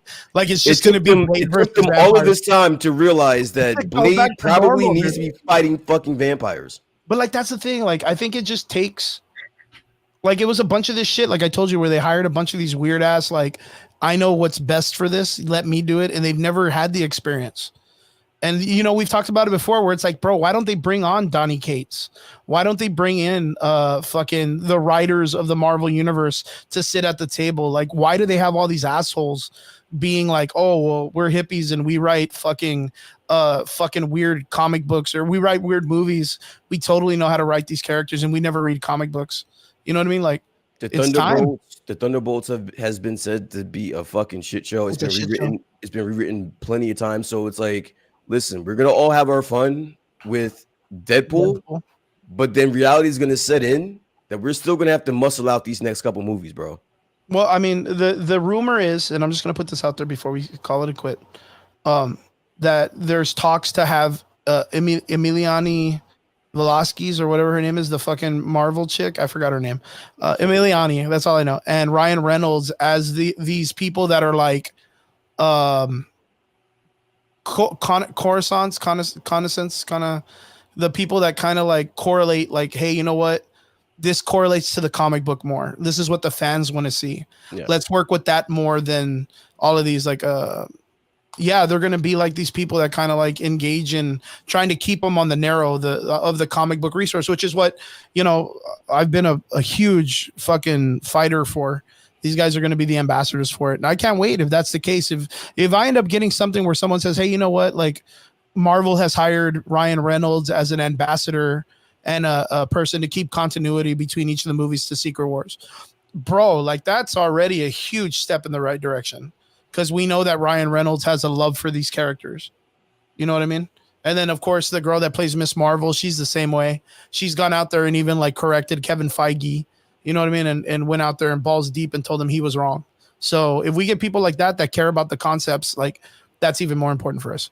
So even on the greater things. So, guys, Brian, first, I would like to say thank you. I know you're sick and you came out here and you sound fantastic. Maybe just some average boy to argue. Kind of what? Still here to argue, bro. That's what I'm here for, man. I was gonna say maybe some of the average boys kind of healed you up a little bit. Of course. But thank you for coming in, man. I know you're kind of like feeling pretty bad. I appreciate you a lot. And Nico, week 2, baby. Like, man, dude, you jumped right in and fucking hit it really strong. I appreciate you so much. it was real cool. I thank David for telling you and giving you a heads up to see if you wanted to come on. And yeah, man. Nico, where can people find you at in case they want to follow you on social media and your vendors and stuff, your vending stuff?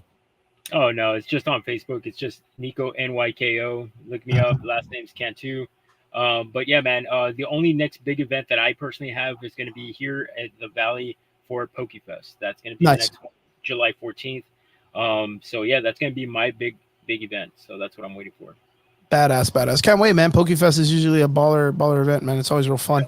Brian, what else going on in your life, man? Everything good? Everything is great, man. I just got just got work to do. Just got work and just relaxing. Need to take care of myself, man. Yeah, straight. You need to go to that resort. That's what you need to do. Yeah, you need to get that resort. No, that resort is already done. I'm gonna have some stories to come back, bro. I'm telling you, bro. So it's gonna take like 20 minutes, bro, and it's gonna feel like a whole last month. Just make sure you're safe, man. Don't go out there and get like diddled or whatever by some weird guy, like Either way, I'm gonna have a story to come back and tell you guys. So yeah, make sure you wear your chastity belt. You don't want to take the ayahuasca and then wake up and some dude's like playing with your wee. You know what I mean? Like, I don't know why your brain automatically went there, dude, but I don't know. I don't trust people, man. I don't trust people. I'm a fucking grown ass man. You think I'm like you're talking to me like I'm fucking 9 years old getting molested by a fucking camp counselor? This guy said wee, bro. I'm done, yo. This guy said wee. Well, guys, I want to say thank you very much. You guys be safe, and I hope you guys have a good rest of the week. To everybody that's out there, thank you so much to all our extraordinary listeners. We appreciate you guys. We appreciate you guys so much here on the Average Boys Podcast. Thank you guys for following us. Don't forget to like, share, subscribe. Follow us on all your cool podcasting apps and all that cool stuff. And don't forget to hit us up, DM us, tell us what you guys want to talk about or what you guys listen to and what you guys want us to give our opinion on. Until then, we'll see you guys again here on the Average Boys Podcast next Sunday, 8 p.m. Laters.